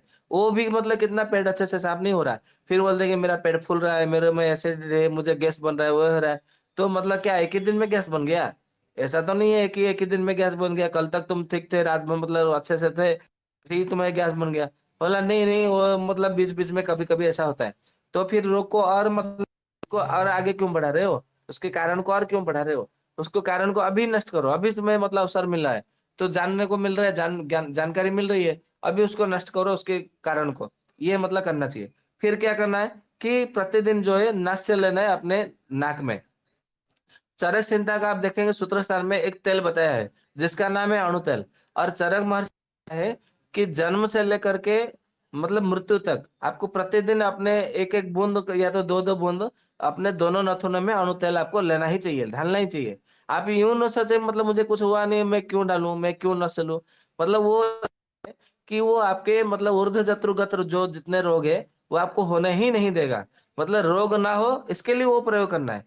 रोग होने के बाद में हर कोई पैसा खर्च करते हैं, परंतु रोग ना हो उसके लिए पैसा खर्च करना है। तो अणुतेल इतना महँगा भी नहीं है, बहुत सस्ता है और आप जब तक मतलब जीवित हैं, तब तक प्रतिदिन आपको रात को सोने से पहले आपको दोनों नाखूनों में आपको अणुतेल डालना ही डालना है। ये आपको मतलब इतना काम करना है। ठीक उसी तरह और क्या करना है, ना मतलब प्रत्येक ऋतु के अनुसार आपको अनुलेपन शरीर में लगाना चाहिए या तो चंदन का लेप करना चाहिए कर्पूर के साथ में और उसके बाद में आपको स्नान करना चाहिए। ऐसा मतलब कहा गया है। या तो फिर स्नान करके आने के बाद में आपको चंदन का लेप लगाना चाहिए। ठीक उसी तरह कहा गया है कि प्रत्येक दिन रात को सोने से पहले घृत का पान करना चाहिए। या तो भोजन में घी डाल करके भोजन बना हुआ भोजन आपको ग्रहण करना चाहिए। तो इससे क्या होगा ना आलोचक पित्त आपका कभी बिगड़ेगा ही नहीं। ये मतलब इसका रहस्य है। ठीक उसके बाद में और क्या कहा है? कहा है कि मन की शुद्धि रखना ज़रूरी है। यदि मतलब मन की शुद्धि नहीं रहेगा, आजकल देखेंगे क्योंकि मन की शुद्धि रखिएगा तो फिर आपका जो विवेक है, जो बुद्धि है, वो बहुत बहुत अच्छे से मतलब काम करेगा। आजकल देखेंगे हर कोई ईर्ष्या से जल रहा है। इसके फिर मतलब इसके लिए जलन हो रही है। हर कोई द्वेष से भरा पड़ा है, हर किसी का हृदय हिंसा से मतलब ओतप्रोत है। क्रोध के मतलब मारे हैं। मतलब क्या कहे? किसी का मन पवित्रता नहीं है। मतलब ना शरीर से तन से पवित्र है, ना कोई मन से पवित्र है। क्योंकि हम मतलब बाहर घूम रहे हैं, चारों ओर देख रहे हैं, कोई मतलब बाहर जा रहे हैं। आप लोगों को मालूम है कि आज दोपहर में ही हम मतलब घर पे पहुँचे। मतलब हम 6-7 दिन 8 दिन से मतलब थे ही नहीं। तो ऐसे मतलब बाहर जो घूम रहे हैं, रेलवे में, बस में मतलब या आज यहाँ कल वहाँ। तो देख रहे हैं कि मतलब बहुत कम लोग ऐसे हैं, जो लाखों में 1 लोग ऐसे मिल जाते हैं जिनका मन पवित्र होता है। नहीं तो बहुत सारे मतलब ऐसा है कि मतलब केवल वो दिखावा करते हैं। केवल दिखावा करते-करते उनका मतलब पूरा सुबह से रात हो जाती है, फिर रात से सुबह कब हो जाती है पता ही नहीं चलता। तो दिखावा जो करना है ना, दिखावा से बच के रहना है, दिखावा नहीं करना है। जो दिखावा करते हैं तो उनसे भी आपको हमें दूरी बना के रखना है। ये हमें करना है। ठीक उसी तरह आगे कहते हैं कि प्रत्येक दिन आपको रात को सोने से पहले तलुओं में तेल की मालिश करना है। चरक संहिता में एक सूत्र है जिन्होंने मतलब चरक जी ने कहा है नित्यम अभ्यंगम आचरेत। मतलब प्रत्येक दिन रात को सोने से पहले अपने पैर के तलुओं में तेल की मालिश करना है। कोई भी तेल हो आपको तलुओं में मालिश करना ही करना है। और सुबह में स्नान करने से पहले फिर से मतलब ये आप निचले पैर में मालिश किए थे सोते समय और स्नान करने से पहले ऊपर के पैर में आपको मालिश करनी है पूरे नाखून के साथ में। तो यदि मतलब आप ऐसे मालिश करते हैं, फिर उसके बाद में स्नान करते हैं, तो इसके पैर से स्वच्छता होगी और उसके साथ में आपका आलोचक पित्त कभी बिगड़ेगा नहीं। और आपका बुद्धि वैशेषिक आलोचक पित्त और चक्षु वैशेषिक आलोचक पित्त, दोनों को बल मिलेगा और शक्ति मिलेगी, जिससे आपकी दृष्टि शक्ति भी बढ़ेगी और विवेक भी मतलब बहुत अच्छे से मतलब काम करेगा। ठीक उसी तरह मूंग का दाल सेवन करने से आलोचक पित्त कभी खराब नहीं होता और उससे बल बल देता है। परंतु एलोपैथी बोलते हैं कि मूंग का दाल खाना नहीं है।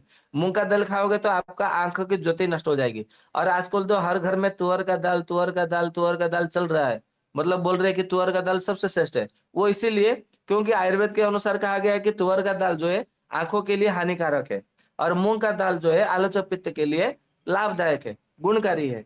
अब आपको मतलब समझ में आ रहा होगा उसके मतलब षड्यंत्र, जैसे कि मतलब उनका चश्मे का फैक्ट्री, मतलब उनका मतलब बिक्री बढ़ता जो है, जैसे कि मतलब लेंस कार्ट, मतलब जैसे कोई कंपनी है, जितने सारे मतलब कंपनी, मतलब चश्मे का कंपनी है, चश्मे का दुकान है, वो सब वो कैसे बढ़ावा जाए और मतलब आप हर 6 महीने में बदलते रहे और उनके मतलब जेब भरते रहे, उनको करोड़पति बनाते रहे। ये जो षड्यंत्र में ये सफल होते जा रहे हैं, ये केवल इसीलिए क्योंकि आपके अपने घर से, रसोई घर से तुअर दाल हटा दिया, मूंग दाल को हटा दिया, तुअर दाल ले आए। अभी आपको आयुर्वेद कहता है कि महीने में 1 दिन आप तुअर का दाल सेवन कर सकते हैं। मतलब कर सकते हैं, मतलब वो आपकी इच्छा के ऊपर निर्भर करता है। यदि इच्छा है तो तुअर का दाल महीने में 1 दिन सेवन करो, इच्छा नहीं है तो वो भी मत लाओ। ऐसा मतलब आयुर्वेद में कहते हैं। तो प्रतिदिन क्या करना है आपको? हाँ, ऐसा आयुर्वेद में ज़रूर कहा है कि सप्ताह में 1 दिन आपको कुल्थी का दाल सेवन करना है। ऐसा किस लिए, मैं आपको आगे भी बताऊँगा, समझ लीजिएगा। तो मूँग का दाल आपको सेवन करना है, जिससे कि आपके आलोचक पित्त को बल दे, मतलब विकृत ही ना हो। ठीक उसी बाद में कहा गया है कि जिनके क्षेत्र में गेहूँ की खेती नहीं होती है, तो वो लोग क्या करें, जौ का रोटी, जौ का मतलब रोटी या तो जौ का मतलब कुछ ऐसा बना करके वो सेवन कर सकते हैं। अभी आप लोग बोलेंगे हमको होगा कि हमारे यहाँ गेहूँ की खेती होती है या नहीं थी? अभी तो होती है। पहले होती थी या नहीं थी वो तो पता नहीं। अभी ऐसा हो गया है हमारे भारतवर्ष में, अभी मतलब बात बता रहा हूँ। ऐसे कई लोग हो गए हैं जो अपने आप को बहुत बड़ा ज्ञानी मतलब बताते हैं और बताते हैं कि हमारे देश की मतलब जो जैविक खेती ऐसा होना चाहिए। हमारे मतलब जैविक खेती को लेकर भी मतलब एक प्रकार से षड्यंत्र चल रहा है पूरे भारतवर्ष में। अब आप लोग बता रहे हैं कि आपको गेहूं की खेती करना चाहिए, आपको ये करना चाहिए, वो करना चाहिए, ऐसा करने से वो हो जाएगा, वैसा करने से हो जाएगा। मतलब समूह में किसी ने मतलब बज रहे थे कि काले गेहूं के ऊपर भी मतलब बड़ा चर्चा चल रहा था। मैंने वहां पे कुछ बोला नहीं, कभी मतलब समय मिलेगा तो सत्र में बताएँगे। यहाँ पे बताएँगे तो क्या होगा? कुछ लोग मतलब सब तो सत्र मतलब यहाँ पे समूह में नहीं होंगे। तो सत्र में बताएँगे तो बाद में इसका रिकॉर्ड भी मतलब सबको सुनने को, जानने को मिलेगा। तो ये जो नए-नए जो आपको ज्ञान जो मतलब सुनने को मिल रहा है, तो ये समझ लीजिए ये सारे के सारे बहरुपया हैं। आपको केवल ठगने के लिए और लूटने के लिए और आपका जितना मतलब थोड़ा-सा सुधरा हुआ जो स्वास्थ्य है, उसको और बिगाड़ने के लिए मतलब आपको मतलब आपके सामने मतलब आएँगे आएँगे। जैसे रावण माता सीता को चोरी करने के लिए वो साधु का वेश धारण करके आया था। तो इससे मतलब हमें सीख मिलना चाहिए। जितने सारे आपके सामने साधु जैसा मतलब बर्ताव कर रहे हैं, आचरण कर रहे हैं, मतलब मैं ये नहीं कह रहा हूँ कि खराब है, साधु खराब नहीं है, परंतु साधु का वेश में मतलब जो आने वाला रावण है, उसे हमें पहचानना है। तो उससे केवल आचरण से, उसके मतलब व्यवहार से, उसके मतलब चाल से, उसके ढाल से, उसके नेत्रों से, उसके देखने के ढंग से, नज़रिए से, तो आयुर्वेद के सूत्रों के माध्यम से मतलब हम उसको आराम से पहचान सकते हैं। तो अपनी थोड़ी बुद्धि मतलब लगाना पड़ेगा, थोड़ा मतलब बुद्धि को यदि प्रयोग करेंगे तो निश्चित रूप से हो जाएगा। तो अभी मतलब जैविक खेती को लेकर के बहुत सारे मतलब ऐसे घूम रहे हैं कि मतलब अभी मैं राजस्थान गया गया था बीच में, तो वहाँ पे मतलब मैंने पूछा कि भई आपके वहाँ क्या मतलब क्या-क्या खेती हो रही है? मैं सच बात बता रहा हूँ, सिरोही की बात। वहाँ पे पिंडवाड़ा, सिरोही में मतलब वहाँ वहाँ पे गए थे। पिंडवाड़ा से लगभग 26-28 ऐसा किलोमीटर है। तो वहाँ पे जितने लोग थे, वहाँ पे मतलब पूछा और यहाँ पे हमारे समूह में विष्णु भैया भी जुड़ते हैं, भरतपुर राजस्थान से। तो मैं उनसे भी मतलब एक बार पूछा कि राजस्थान में गेहूँ की खेती होती है क्या? बोले नहीं, पहले तो नहीं होती थी लेकिन अब होती है। बोला अब क्यों कर रहे हैं? पहले जब नहीं होती थी तो आपके वहाँ मतलब करना नहीं है। पहले क्या होता था? तो पहले जौ का मतलब होता था, बाजरे का होता था और हम लोग मतलब बाल्यावस्था में बाजरा और वो जौ ही मतलब खाते थे और वही मतलब खाते थे। परंतु आजकल मतलब गेहूँ की खेती करने लग गए हैं, बाजरे को हटा करके। तो मैंने बोला भैया बाजरा की ही मतलब खेती करना आरंभ करो और उसी से मतलब सेवन, उसी का मतलब रोटी बना के खाया करो। लेकिन वो स्वाद में अच्छा नहीं आता, इसीलिए लोग गेहूँ की मतलब रोटी बनाने लग गए हैं। बोला ये स्वाद के पीछे चक्कर में मत पड़ो। अच्छा मुझे एक बात बताओ, गेहूँ की खेती नहीं होती है और आप गेहूँ की खेती मतलब बलपूर्वक लाए। किसी ने मतलब कोई कृषि विशेषज्ञ आके आपको बता दिया कि गेहूं की खेती ऐसा करने से इतना उपजाऊ होगा, ऐसा होगा, वैसा होगा, ये लाभ होगा, वो लाभ होगा, और काला गेहूं है, पीला गेहूं है, लाल गेहूं है, ऐसा वगैरह वगैरह आपको मतलब कुछ ना कुछ मतलब बता दिया होगा, पाठ पढ़ा रहा होगा, बराबर। और वो पाठ पढ़ा के चला गया, आप अपने परिवार में मतलब पीछे लग गए, एकदम हठीले की प्रकार प्रकृति के लेकर के, या तो यूं कहे कि मतलब थोड़ा डट करके, तो मतलब जिद्दी स्वभाव मतलब हो गए कि मतलब ऐसा करने से ऐसा होता है। आप लोग मेरी बात घर पे क्यों नहीं मान रहे हो, आप लोग समझ नहीं रहे हो, हमारा मतलब हमको स्वस्थ होना है तो ऐसा करना पड़ेगा, वैसा करना पड़ेगा, जब भी खेती करना करना पड़ेगा। तो फिर मतलब घर वाले थोड़ा मतलब चिंतित हुए, चलो बेटा बोल रहा है या तो बेटी बोल रही है तो कर लेते हैं। फिर करके मतलब फायदा क्या हुआ, पहले लाभ मिला, फिर बाद में जो कहती हूँ यथा पूर्वम तथा परम। तो इससे लाभ क्या हुआ फिर, तो फिर मतलब आप उसी अवस्था में आ गए, परंतु थोड़ा मतलब आपका थोड़ा मतलब लाभ मिला, कुछ परिणाम मिला, फिर बाद में यथा पूर्वम तथा परम। तो इसको सही मतलब इसको नहीं कहते, ये पद्धति सही नहीं है। जो हमारा जो कृषि है, वो पराशर महर्षि ने बहुत अच्छे से बताया है। ग्रंथ का नाम है कृषि पराशर। परंतु आजकल मतलब जो जैविक खेती के नाम से जो मतलब कर रहे हैं ना, वो सारा केवल लूट के लिए, और कुछ नहीं है। आपको भ्रमित कर रहे हैं, तो ऐसे मतलब ज्ञान से मतलब दूरी बनाए रखे, और कुछ नहीं है, बराबर। अपना व्यापार करने के लिए, केवल करोड़पति बनने के लिए, वो सब मतलब केवल इसको माध्यम बना रखा है, आप लोग समझ नहीं पा रहे हैं, ये मतलब दिक्कत है। तो वहां पे मतलब क्या करना है आपको, जो जहाँ पे मतलब जो मतलब गेहूं की खेती नहीं होती थी पहले, 30 साल पहले, आप अपने दादाजी से वो पूछिए, आप अपने पिताजी से पूछिए, आपके बाल्यावस्था में यहाँ पे क्या क्या खेती होती थी। तो जो जो खेती होती थी वही खेती कराइए, और आपके क्षेत्र में जो खेती होती है वहीं पे मतलब आपको वो भोजन करिए। जैसे हमारे उड़ीसा में गेहूं की खेती नहीं होती, चावल होता, परंतु कुछ पढ़े लिखे मूर्ख बेवकूफ लोग, मतलब जो उच्च शिक्षित मतलब पढ़े लिखे मूर्ख है, वो मतलब बोलते हैं कि अरे गेहूं का मतलब रोटी खाने से ये अच्छा है, वो होता है, अच्छा है, डायबिटीज के लिए फायदा है, करता है। तो मुझे हंसी आती है उन पर, कि मतलब कैसे भारत में मतलब बेवकूफ मतलब लोग मतलब मूर्ख लोग को जन्म लेना पड़ गया है। मतलब वो उनका कितना बड़ा भाग्य है कि भारतवर्ष में मतलब उनको जन्म मतलब मिल गया। उनको तो मतलब किसी मतलब अमेरिका या तो इंग्लैंड में या तो मतलब किसी ऐसे देश में जन्म होना चाहिए जहाँ पे मतलब पढ़ाई है ना मतलब ना होता हो, मतलब ऐसा जंगल में मतलब आदिवासी की तरह जी जी करके वो मर जाना चाहिए। यहाँ पे भारत जैसे पुण्य तीर्थ पर, पुण्य भूमि पर, जो कि मतलब बड़े भाग्य से भारत में जन्म लेना पड़ रहा है, मतलब जन्म लेने को मिलता है। ऐसे भारत भूमि में मतलब सौभाग्यता से मतलब जन्म लेने के बाद में भी यदि कोई मूर्ख की तरह मतलब बात करे, तो फिर उनके लिए क्या शब्द निकाला जाए, क्या मतलब बोला जाए, वो समझ में नहीं आ रहा। तो जो भी है, तो ऐसे मतलब बात है कि हमको आपके हमारे क्षेत्र में जो मतलब खेती होती है, वही हमें मतलब भोजन के रूप में हमें लेना चाहिए। नहीं तो फिर ऐसा होगा कि हमारा आलोचक पित्त वो बिगड़ जाएगा, ये हमको समझना चाहिए। फिर आगे कहते हैं कि जो लाल साली जो चावल है, लाल साली धान्य, वो उसको सेवन करने से मतलब लाल चावल, उसको सेवन करने से हमारा आलोचक पित्त जो है वो बरकरार रहता है, मतलब एकदम मतलब सही रहता है, वो बिगड़ता नहीं है। फिर उसके बाद में कहते हैं कि यदि 100 वर्ष पुराना घी, मतलब ऐसा कहा गया है, 100 वर्ष पुराना घी यदि मतलब किसी को मिल जाए, तो बहुत अच्छा मतलब वो मतलब काम करता है, ऐसा मतलब कहा गया है। तो यदि आजकल तो 100 साल मतलब पुराना नहीं मिलेगा घी, तो जो भी मतलब घी मिले अच्छा है, उसको मतलब आप मतलब लाइए, उसको मतलब सेवन करिए, तो वो बहुत अच्छा फायदा करता है। ठीक उसी तरह आगे कहा गया है कि कुल्थी का दाल 7 दिन में एक बार, मतलब एक सप्ताह में एक एक दिन यदि आप कुल्थी का दाल सेवन करते हैं, तो भी आपका, ऐसे भी कुल्थी का दाल लिवर किडनी के लिए, स्प्लीन स्प्लीन के लिए बहुत अच्छा मतलब काम करता है, फायदा करता है, आप लोगों को मालूम है। तो आजकल तो देखेंगे हर किसी का किडनी फेलोर होया जा रहा है, हर किसी को प्रोस्टेट ग्लैंड बढ़ रहा है, हर किसी को मतलब मूत्राशय को लेकर के, ग्रंथि लेकर के बड़े परेशान है। तो कुल्थी का दाल केवल अपने मतलब सेवन में ले लीजिए ना, भोजन में ले लीजिए, मिला लीजिए, इस सप्ताह में एक दिन कुल्थी का दाल सेवन करिए। हाँ, रहता है, तो उसमें मतलब मिश्री मिला करके या तो फिर थोड़ा खंड बूरा मिला करके उसका सेवन करिए, तो बहुत अच्छा मतलब आपको स्वादिष्ट मिलेगा। तो उसका सेवन करेंगे सप्ताह के एक दिन, तो भी आपका आलस पित्त जो है वो ठीक रहेगा। ठीक उसी तरह कहा जाता है, हाँ हालांकि कुछ लोग लहसुन प्याज नहीं खाते हैं, तो परंतु जो लोग खाते हैं तो उनके लिए लहसुन खाना चाहिए। कैसे खाना चाहिए, एक लहसुन की कली लेना है, एक कली, और उसको तिल में मतलब उसको थोड़ा मतलब भून लेना है लोहे की कढ़ाई में। तो उसको मतलब चबा चबा करके, हल्का गुनगुना चबा चबा करके खाना है। तो इससे भी आलोचक पित्त को बहुत अच्छा मिलता है। ठीक उसी तरह परवल खाने के लिए कहा गया है आयुर्वेद में, परंतु आप देखेंगे तो एलोपैथी बोलता है परवल नहीं खाना है। बैंगन खाने के लिए मना किया है एलोपैथी में, परंतु आयुर्वेद कहता है कि बैंगन खाना है, बैंगन खाने से आलोचक पित्त को बल मिलता है। एलोपैथी बोलता है कि ककोड़ा नहीं खाना है, परंतु आयुर्वेद बोलता है कि ककोड़ा खाना है। एलोपैथी बोलता है कि करेला नहीं खाना है, और आयुर्वेद कहता है कि करेला खाने से आलोचक पित्त को बल मिलता है।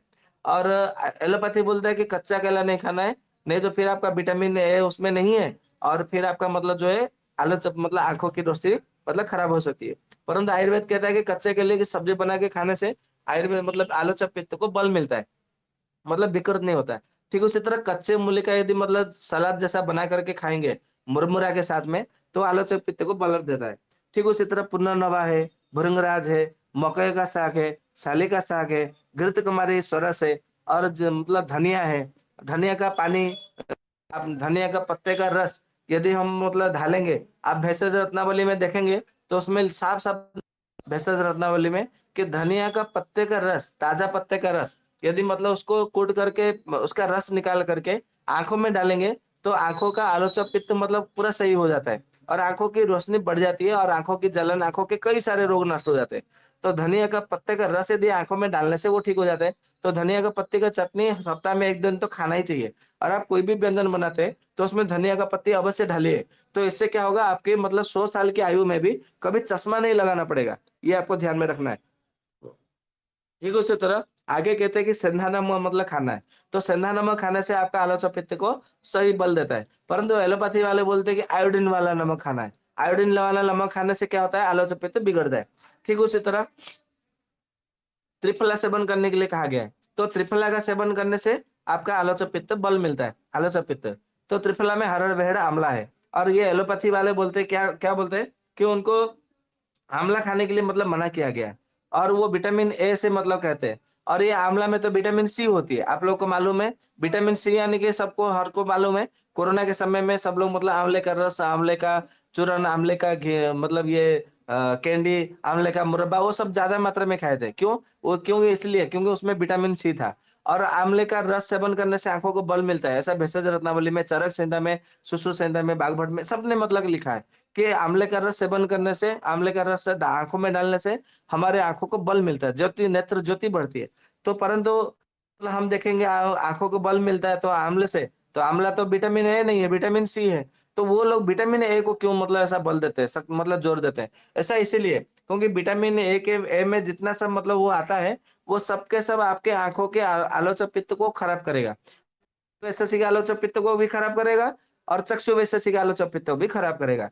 इसीलिए वो चाहते हैं कि मतलब वो आपको और भी मतलब अच्छे से लूट सके और आपके मतलब लूट करके आपको ठग करके बराबर है, प्रामाणिकता से और आपके मतलब जो बुद्धि है, बुद्धि को मतलब नष्ट करके और आपके आँखों को भी मतलब नेत्र ज्योति नष्ट करके, तो ये सब मतलब उनका मतलब व्यापार है और कुछ नहीं है।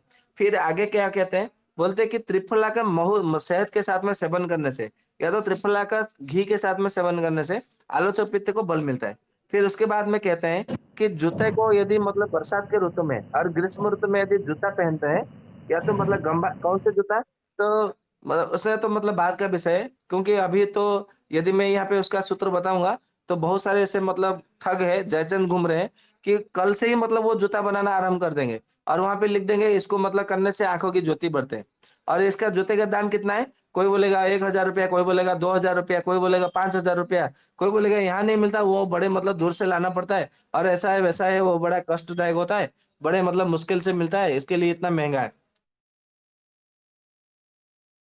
मतलब ऐसे हमारे भारतवर्ष में ठगों की कमी नहीं है, जयचंदों की कमी नहीं है और जो मतलब लोगों को जो चाहिए वो हम दे देंगे। आप कभी मतलब हमें पैसा दे दो, बस पैसा ही चाहिए हमको, पैसा चाहिए। आप भले मर जाओ, आप भले मतलब कुछ भी हो जाए, मतलब आपको खाने को ना मिले, परंतु आप हमें पैसा दीजिए, हमें पैसा चाहिए और हमें मतलब करोड़पति बनना है, अरबोपति बनना है, खरबोपति बनना है। आप भले मतलब दरिद्र भिखारी बन करके रहे, आपको बच्चों को खाने के लिए मिले ना मिले उससे हमें कोई लेना देना नहीं है, परंतु हमें पैसा चाहिए। आपके पास जितना पैसा हो आप अपना मतलब घर-बार सब मतलब ज़मीन जायदाद बेच करके या तो अपने आप को मतलब बेच करके जैसे हरिश्चंद्र राजा ने अपने बीवी-बच्चे अपने को बेच दिया था, आप भी अपने आप को अपने बीवी-बच्चे परिवार सबको बेच करके आप हमें पैसा दीजिए। पर यही मतलब काम चल रहा है क्रिश्चियन लोगों जैसे मतलब किए थे, हमारे भारत के लोग भी अभी मतलब कुछ लोग ऐसे करने पे तुले हुए हैं। तो मतलब जूता पहनना है और उसके बाद में क्या कहते हैं, बोलते हैं कि स्त्री का दूध मतलब बीच-बीच में यदि आपको मिले महीने में 1 बार आपको डालते रहना चाहिए। तो स्त्री का दूध मतलब आपको डालेंगे तो आपको आलोचक पित्त सही रहेगा। फिर उसके बाद में कहते हैं कि कपाल में चंदन लगाना चाहिए। तो कपाल में चंदन लगाते हैं तो भी आपका आलोचक पित्त को सही रहता है। तो आपको मालूम है कि आलोचक पित्त के विषय में जब हम मतलब बता रहे थे, तो अपने मन के विषय में बता रहे थे। और आज्ञान, जहाँ पे आज्ञान चक्र का मतलब वास होता है, वहां पे चंदन लगाने के लिए आयुर्वेद में कहा गया है चंदनम पापनाशनम, ये मतलब उच्चारण करके लगाना है। तो वास्तविकता से चंदन लगाने से आपका आलोचक पित्त को बल मिलेगा। ठीक उसी बात में कहा जाता है कि कपूर की मतलब आंखों पे मतलब लगाना है प्रतिदिन, कपूर का मतलब चूर्ण बना करके। आप कभी मतलब जगन्नाथपुरी आएंगे और पूर्व दिशा की ओर से जो सिंह द्वार है, यदि वहां से मतलब यदि यात्रा करेंगे, अभी सत्यजीत भैया मतलब आए थे अभी मतलब जगन्नाथपुरी, तो ये अनुभव मतलब उनको मालूम है। आपको, आप लोगों को, कि आप लोगों के पास किसी का यदि उनका नंबर है तो आप उनसे पूछ सकते हैं। या तो कभी वो अभी तो यात्रा पर है, कभी वो यदि मतलब समूह में आएंगे तो आप उनसे पूछिएगा कि आप जगन्नाथपुरी गए थे और वहां पे मतलब आपको आंखों में काजल लगाया है क्या, मतलब पूरी मंदिर में। तो बोले, वो क्या बोलेंगे आप उनके मतलब मुंह से सुनिएगा, मैं उनके विषय में ज्यादा नहीं बोलूंगा। तो आप मतलब प्रतिदिन यदि आंखों में कपूर का काजल लगाते हैं, तो भी आपके मतलब जो आलोच्य पित्त है वो मतलब उसको बल मिलता है, मतलब वो आलोच्य पित्त को बरकरार रखता है। ठीक उसी बात में कहा जाता है जितने प्रकार के तिक्त रसात्मक है, जितने प्रकार के आपके लघु मतलब द्रव्य है, गरिष्ठ नहीं, लघु, लघु मतलब अभी आपने भोजन किया तो 3-4 घंटे या तो 5 में मतलब 1 1.5 से 2 पहर के भीतर में आपका मतलब भोजन पच जाना चाहिए, तो उसको लघु पदार्थ कहा जाता है। तो ये जितने सारे हैं, ये सारे के सारे आलोच्य पित्त को बल देने वाले हैं। तो ये तो हो गया हमारा आलोच्य पित्त के मतलब आयुर्वेद के आधार पर। अभी देखते हैं आयुर्वेद के आधार पर क्या नहीं करने के लिए कहा गया है। जो मॉडर्न साइंस में तो मॉडर्न आयुर्वेद तो नहीं है, वो मेडिकल, मॉडर्न मेडिकल साइंस ही है, जो मतलब हमारे भारत के जयचंदो के माध्यम से हमारे भारत में आया है। अभी उसके विषय में बात करते हैं कि क्या क्या मतलब वो बोलते हैं नहीं करने के लिए, वो करने के लिए बोलते हैं। सबसे पहले कहा गया है कि आपको क्रोध नहीं करना चाहिए। क्रोध करने से आलोचक पित्त बिगड़ता है और मति मर जाती है, बुद्धि नष्ट हो जाता है। इसके लिए क्रोध नहीं करना चाहिए। फिर उसके तरह क्या, उसके आगे कहते हैं कि शोक नहीं करना चाहिए। शोक यानी कि मतलब रोना नहीं है। ज्यादा मतलब अधिक मात्रा में रोने से तो हमारा आलोचक पित्त बिगड़ता है। ठीक उसके बाद में कहते हैं कि प्रतिदिन मैथुन नहीं करना चाहिए। ठीक उसी तरह आगे कहते हैं कि अपना अपान वायु को रोक, गैस पेट अच्छे से साफ नहीं हो रहा है, उसके ऊपर रहना चाहिए। ठीक उसी तरह आपको यदि मतलब पेशाब लग रहा है और आपको मतलब उसको रोक रहे, तो भी उसका प्रभाव आपके आलोचक पित्त को खराब करेगा। ठीक उसी तरह आपको नींद आ रही है और नींद का सोने का समय हो गया है, परंतु आप सो नहीं रहे हैं, तो भी आपका आलोचक पित्त वो खराब होगा। ठीक उसी तरह आपको यदि वसंत ऋतु में वर्मन कर्म नहीं किया, तो भी आपका आलोचक पित्त जो है वो खराब हो जाएगा। ये आपको मतलब ध्यान में रखना है। ठीक उसी तरह जो सूर्य का त्राटा करते हैं और चंद्रमा का त्राटा करने लगते हैं, तो उनका भी आलोचक पित्त खराब होता है। तो आजकल मतलब मालूम है बहुत सारे ऐसे साधु संत मतलब सन्यासी हो गए हैं, जो बहुत सारे मतलब ऐसे केंद्र भी खोल दिए हैं और साधना भी सिखाते हैं। यूट्यूब में भी मतलब उनकी कमी नहीं है। एक वीडियो मतलब सर्च करो तो कम से कम 100 वीडियो में आपको मिल जाएंगे कि चंद्र का त्राटा करना है, सूर्य का त्राटा करना है, ये करना है, वो करना है। मतलब सबके सब जो है ना आयुर्वेद के विरोध में मतलब आपको मतलब मिल जाएगा बहुत बड़ा। मतलब ये षड्यंत्र चल रहा है आयुर्वेद को कैसे मतलब भारत भूमि से नष्ट मतलब दूर कर दिया जाए, जो कि हमारा एलोपैथी सिस्टम मतलब बस जिंदा रहे, बरकरार रहे और हम लोगों को लूटते रहे, मारते रहे, पीड़ते, हम मतलब एक छत्रवादी शासन मतलब करे, वो उनके मतलब मन का ये विषय रहता है। फिर उसके बाद में ऐसा कहते हैं कि दांतों को तो ज्यादा मात्रा में मतलब ऐसा कहा जाता है कि दांतों को जो मतलब विकृति से मतलब साफ करना, विकृति से आप समझ सकते हैं। विकृति से साफ करना यानी कि आजकल जो पेस्ट, जो टूथपेस्ट है वो विकृति है। तो आप अपने दांतों को विकृति से साफ, तो आप जब मतलब टूथपेस्ट से साफ करते हैं, तो भी आपका आलोचक पित्त मतलब विकृत होता है। तो हो सकता है कि आजकल जो छोटे छोटे बच्चे जो चश्मा लगा रहे हैं, चश्मा लगाने पर विवश है, क्योंकि उनको दिखाई नहीं दे रहा है, पढ़ाई नहीं कर पा रहे, क्योंकि उनको चश्मा लगाना ही पड़ेगा पढ़ाई करने के लिए। तो उनके माता पिता जो है ना, मतलब कोलगेट वो वगैरह वगैरह, पेप्सोडेंट, सिवा का और क्या है, क्लोजअप है, और और तो मतलब मुझे नहीं मालूम जितना मतलब टीवी पे विज्ञापन आता है उसके आधार पर मैं बता रहा हूँ। तो ये सब भी मालूम है कि सिवा का, कोलगेट, क्लोजअप, पेप्सोडेंट, वो इतने सारे मतलब आते थे और भी मतलब कुछ आते होंगे टीवी पे विज्ञापन। तो ये माता पिता सब घिस रहे थे, अब तक मतलब आज तक दांतन छोड़ दिए थे। तो अभी उनके बच्चों को चश्मा लगाने की आवश्यक पड़ गया, इसलिए आवश्यक पड़ गया क्योंकि उनके माता पिता का जो अपने माता पिता का दंड बच्चों को भी भुगतना पड़ता है, यही कारण है। ठीक उसी तरह रात के सूर्यास्त के 1 पहर के बीत जाने के बाद में जो भोजन करते हैं, उनका भी आलोचक प्रति बिगड़ जाता है। मान लीजिए 1 पहर यानी कि 3 हो रहा है, या तो 3 घंटे ऐसा समझ लीजिए। तो आपके यहाँ क्षेत्र में 7 बजे सूर्यास्त हो गया, तो आपको लगभग 10 बजे के भीतर आपका भोजन कर लेना चाहिए। यदि ऐसा तो कहा जाता है कि डेढ़ पहर मतलब आधे पहर तक मतलब यानी कि 1.5 घंटे के भीतर भोजन करना चाहिए, आयुर्वेद में स्वस्थ व्रत में कहा गया है, चरक जी ने लिखा है। तो परंतु यदि यहाँ पे कहा गया कि 1 पहर के भीतर, 1 पहर के भीतर यानी कि वही आधा पहर से 1 पहर मतलब ऐसा समझ लीजिए, तो आपको भोजन कर लेना चाहिए। नहीं तो क्या होगा, आपका आलोच पित्त बिगड़ जाएगा। फिर आगे कहते हैं कि भोजन के करने के बाद में जो स्नान करते हैं, उनका भी आलोचक पित्त बिगड़ता है। ठीक उसी तरह कहते हैं कि जो धूप में ज़्यादा घूमते हैं, तो उनका भी आलोचक पित्त बिगड़ता है। जो अधिक मात्रा में झूठ बोलते हैं और अधिक मात्रा में जो धुएँ का सेवन करते हैं, वो उनका भी मतलब आलोचक पित्त बिगड़ता है। जो विपरीत भोजन करते हैं, विपरीत भोजन विरुद्ध आहार करते हैं। ऐसे तो आयुर्वेद में 18 प्रकार के विरुद्ध आहार मतलब कहा गया है, लिखा गया है। चरक संहिता देखेंगे तो 18 प्रकार के विरुद्ध आहार के विषय में बताया गया है। अभी इस विषय में मतलब 18 प्रकार के विरुद्ध आहार के विषय में बताया जाता है, परंतु अभी लगभग 10 दिन के बाद में 10 या 15 दिन के बाद में हमारा अभी पाचक पित्त आरंभ होने वाला है। तो पाचक पित्त के अंतर्गत के विषय वो सब विषय है, तो अभी उस विषय में हम आलोचना नहीं करेंगे, क्योंकि वो पाचक पित्त का विषय है, तो वो ये विषय वहीं पे मतलब रखेंगे। ठीक उसी तरह जो अधिक मात्रा में बोलते हैं, जो कि बोलने का कोई मतलब काम ही नहीं है, मतलब वो जहाँ पे नहीं बोलना चाहिए, वहाँ पे बोलने से भी आलोचक पित्त जो है, वो विकृत हो जाता है। ठीक उसी तरह जो पानी पीना है, मतलब वो हर आधे घंटे में, हर मतलब थोड़े-थोड़े समय में पानी पीते रहते हैं। मतलब थोड़ा-थोड़ा मतलब सिप-सिप करके पानी पीते रहते हैं। मतलब जो बारी-बारी करके थोड़ा-थोड़ा करके पीते रहते हैं, उनका भी आलोचक पित्त जो है, वो बिगड़ जाता है। ठीक उसी तरह जो रात को दही खाते हैं और प्रत्येक मतलब पूरा साल भर दही खाते रहते हैं, उनका भी मतलब आलोचक पित्त बिगड़ जाता है। ठीक उसी तरह जो प्रत्येक दिन तरबूज खाते हैं या तो अधिक मात्रा में तरबूज खाते हैं, तो उनका भी जो आलोचक पित्त है वो बिगड़ जाता है। ये आपको ध्यान में रखना है।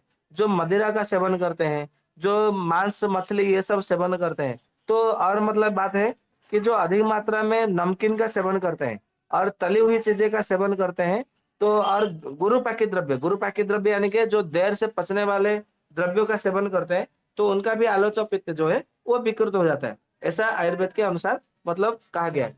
तो इसके लिए अपने आलोचक पित्त को यदि सुधारना है, बिगाड़ना नहीं है, तो इसको थोड़ा एलोपैथिक के हिसाब से ना जा करके आयुर्वेद के हिसाब से जो नियम है, उसको यदि अपने जीवन में लाएँगे, तो निश्चित रूप से हमारा आलोचक पित्त बिगड़ेगा नहीं, सुधरेगा या तो फिर बरकरार रहेगा, सुरक्षित रहेगा। तो ये आपको मतलब ध्यान में रखना है। और एक बात मैं अंत में फिर से बताना चाह रहा हूँ कि भविष्य में हमें मतलब आभास हुआ है, ऐसा समय आने वाला है, जो राजीव भाई है, राजीव भाई के विषय में बात करेंगे, उनको वो चुन-चुन करके वो आपको दौड़ा-दौड़ा करके मतलब मारने वाले हैं। तो इसीलिए अपने आप को मतलब सावधान मतलब बरतें। ये एक मतलब आप जो भी मतलब इसको समझ सकते हैं, अपने आप को मतलब सुरक्षा कैसे देनी है, या तो फिर चुपचाप अपना मतलब काम करते रहें, तो आप मतलब सुरक्षित रह पाएँगे। तो और ये मैं मतलब जो सपना है वो साकार भी हो पाएगा। ठीक है? अभी तो ऐसे तो समय तो काफ़ी हो चुका है, बहुत ज़्यादा हो चुका है। तो अब मैं अपने यहाँ पे व्याख्यान को विराम देता हूँ। तो दीपक भैया सुन पा रहे हैं? जी, वैद्य जी अवश्य। जी, वैद्य जी का बहुत-बहुत धन्यवाद आज के सत्र के लिए। अ, क मैं तो इसे केवल सत्र नहीं कहूँगा, ये ऐसा पाठशाला है, ये ऐसी ज्ञान की पराकाष्ठा है कि अगर यदि आने वाली पीढ़ियों को भी ऐसा ज्ञान मिलता रहे, तो जो ज्ञान है, जो ऋषियों का ज्ञान है, चाहे अंग्रेज हो या कोई भी दुष्ट हो, कभी भी इस ज्ञान को नहीं मिटा सकता।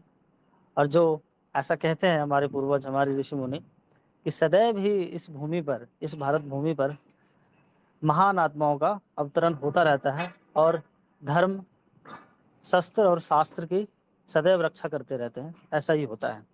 उसी तरह राजीव भाई आए, हमारे धर्म की रक्षा किए, हमारे धर्म से जागरूक कराए, प्राचीन गौरवशाली भारत से जागरूकता कराए, हमें जागरूक कराए और उसके ही जागरूकता के कारण से, उसके ही ज्ञान की पराकाष्ठा के कारण से आज हम सभी आज एक-दूसरे से बात कर रहे हैं, एक-दूसरे से ज्ञान साझा कर रहे हैं और वैद्य जी जैसे महाविभूति हम सभी को प्राप्त हो रहे हैं। तो इसी तरह हम सभी ज्ञान को प्राप्त करते रहेंगे और जानते रहेंगे और राजीव भाई का जो उद्देश्य है, जो स्वप्न है, हम सभी मिटने नहीं जाएँगे। चाहे उसके लिए एक जीवन तो क्या 100 भी जीवन लेना पड़े, तो न्यौछावर है। तो चाहे दुष्ट कितना भी प्रयास करे, दुष्ट कितना भी मिटाने का प्रयास करे, ना कभी मिटा है, ना मिटेगा। यही प्रयास रहेगा सदैव और हम सभी सजग रहें क्योंकि जो बुजुर्गों का, जो अनुभवी व्यक्तियों का, ज्ञानियों का जो अनुभव होता है, हमें सतर्क रहना चाहिए, हमें सजग होकर के बुद्धिमता से, बुद्धिमानी से कार्य करना है। ये सदैव भी हमारे लिए फलदायक होता है, ये करना ही चाहिए। और वैद्य जी वैसे प्रश्न तो बहुत सारे होंगे बंधुओं का और कुछ प्रश्न हमारे भी हैं आज के सत्र को लेकर के और जैसे आज के विषय को लेकर के ही है समय होगा तो प्रश्न करेंगे क्योंकि उड़िया सत्र के भी बंधु लोग प्रतीक्षा कर रहे होंगे तो इसलिए जैसा अनुमति मिलेगी वैसा करेंगे। 5 मिनट में ले लेते हैं क्योंकि समय तो बहुत ज्यादा हो गया है विलम्ब। ठीक है, जी प्रयास करते हैं 5 मिनट में जिसका भी प्रश्न हो थोड़ा संक्षेप में रखे, उत्तर देने का प्रयास करूंगा। जी वैद्य जी एक प्रश्न हमारा ही है जो आज के विषय से जुड़ा है। वैसे प्रश्न तो हमने लगभग 1 2 3 4 5 6 7 7 8 प्रश्न है हमारे है लेकिन मैं एक ही प्रश्न रखता हूँ, ज्यादा नहीं रखूंगा। जैसे कि वैद्य जी आपने कुल्थी की दाल का आपने जिक्र किया कि सप्ताह में एक बार कुल्थी की दाल व्यक्ति को खाना चाहिए। तो कुल्थी की दाल खाने से अपने कुछ बीमारियों को भी नाम गिना है कि किडनी, लिवर, स्प्लीन, प्लीहा ये सभी ठीक होते हैं। तो लेकिन ये बताइए कि सप्ताह में अगर एक बार हम कुल्थी की दाल खाते रहते हैं तो इस जो हमारे किडनी, लिवर, प्लीहा है इसके अलावा भी और जो हमारे अंग हैं वो भी ठीक होता है और कौन कौन से रोगों से बचा जा सकता है इसको खाने से? अगर सप्ताह में हम हर व्यक्ति कुल्थी की दाल खाए तो क्या जो भारत की जो जो सारे क्षेत्र हैं, हर जो प्रत्येक राज्य है भारत के उत्तर, दक्षिण, पूर्व, पश्चिम, पूरी भारत की बात कर रहा हूँ मैं, अखंड भारत की। तो अखंड भारत की कोई भी हिस्सा के व्यक्ति कुल्थी की दाल खाए या उसके क्षेत्र, उसकी प्रकृति के हिसाब से फिर कुल्थी की दाल खाने का विधान अलग हो जाएगा या क्या होगा? दूसरी बात आपने शायद मिश्री की जिक्र किया कि कुल्थी की दाल को मिश्री के साथ खाना है या जैसे सामान्य रूप से दाल नमक के साथ बना के खाते हैं वैसे खाना है? कृपया इस पर थोड़ा प्रकाश डालिए। बहुत बहुत धन्यवाद सबसे पहले, क्योंकि ऐसे प्रश्न हर किसी के मन में भी नहीं आता। मुझे लगता है कि आपका बुद्धि के शशि का आलोच्य पित्त बिल्कुल है, सही है। तो आपने जो कुल्थी दाल के विषय में मतलब प्रश्न किया रखा है, कुल्थी का दाल ऐसा कहा जाता है वो वातानुलोमक है, पित्त शामक है और कफ को मूत्र के मार्ग में वो मार्ग से वो निकालने वाला है। और हमारे शरीर के जितने सारे जो गंदगी है वो गंदगी को दूर करता है, ऐसा कहा जाता है। और उसके साथ में ये गुण है उसमें है कि वो कभी बुखार को आने नहीं देता है। यदि हम कुल्थी का दाल यदि सेवन करते हैं तो बुखार को आता नहीं, मतलब बुखार नहीं आता। कोई कोई लोग बोलते हैं ना कि मुझे इतने वर्ष हो गए परंतु आज तक मुझे कभी बुखार नहीं हुआ। कोई कहता है कि मुझे 10 वर्ष से बुखार नहीं हुआ। कोई बोलता है कि मुझे तो 1 साल से कभी बुखार, मुझे तो मालूम ही नहीं कि बुखार क्या होता है। तो ये जो बुखार जो आता है, बुखार होता है क्या है? ज्वर। जो ज्वर मतलब क्या होता है? वो मतलब हमारे यकृत में पित्त बढ़ जाता है, तो वही पित्त जाके हृदय में संचित हो जाती है और हृदय से जाके पूरे शरीर में संचालन हो जाता है, तो हम उसे बुखार ज्वर समझते हैं। ये सीधी सी मतलब ऐसा होता है। तो जब वो पित्त को समन करके बाहर निकाल देगा तो फिर मतलब बुखार कैसे होगा? तो बुखार नहीं होगा। तो तो ये आपको मतलब पहला फायदा हो जाएगा, पहला लाभ है।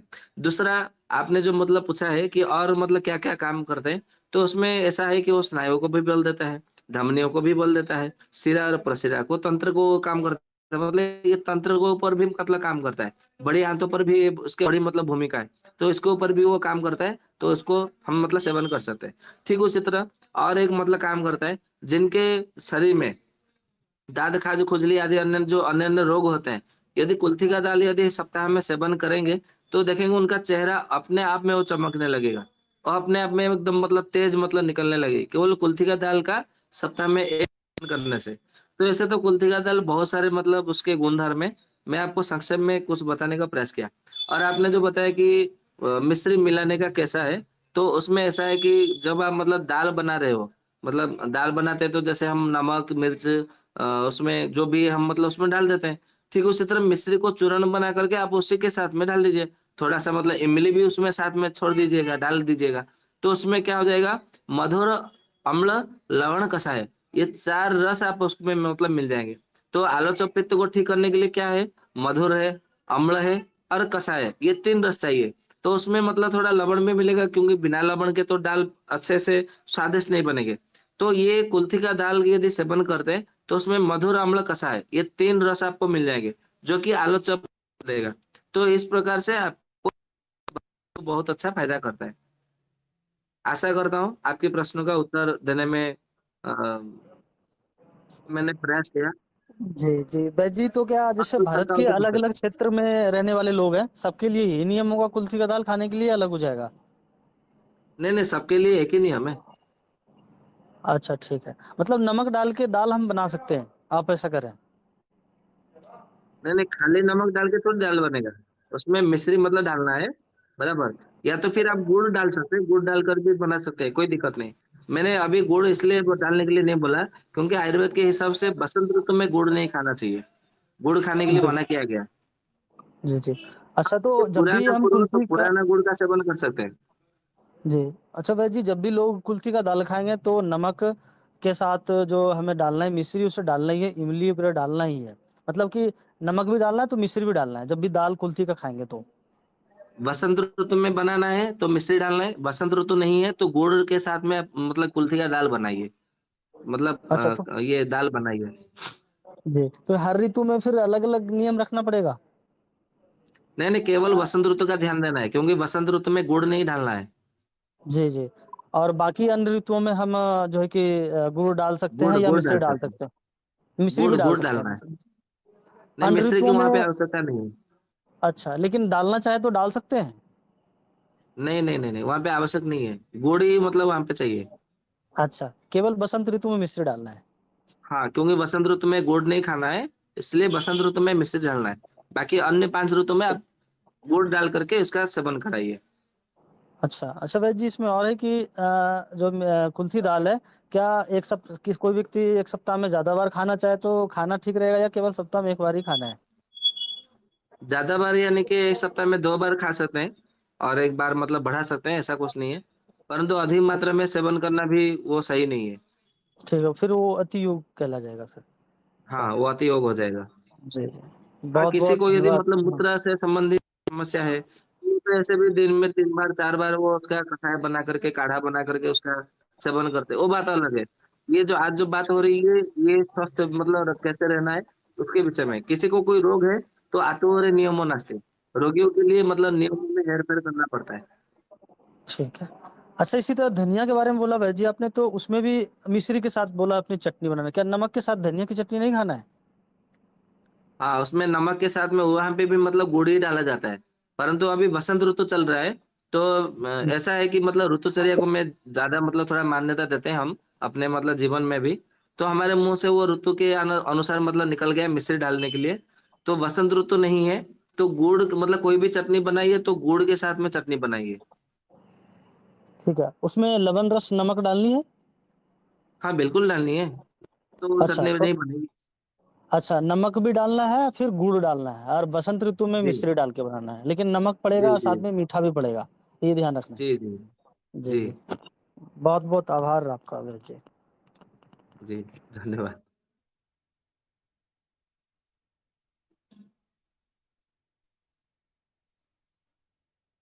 ठीक है, तो शांति शांति पाठ करा दे।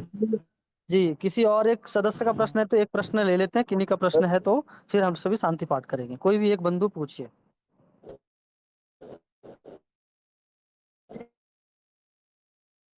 क्या किन्हीं का प्रश्न है?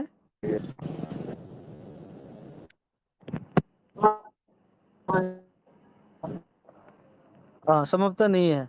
वैसे चलिए, प्रश्न तो बहुत सारे थे आज के विषय को लेकर के, किसी और दिन इस प्रश्न को जोड़ देंगे सत्र में, ताकि अन्य लोगों को भी सुनने को मिलेगा। गोविंद भैया कुछ कह रहे हैं?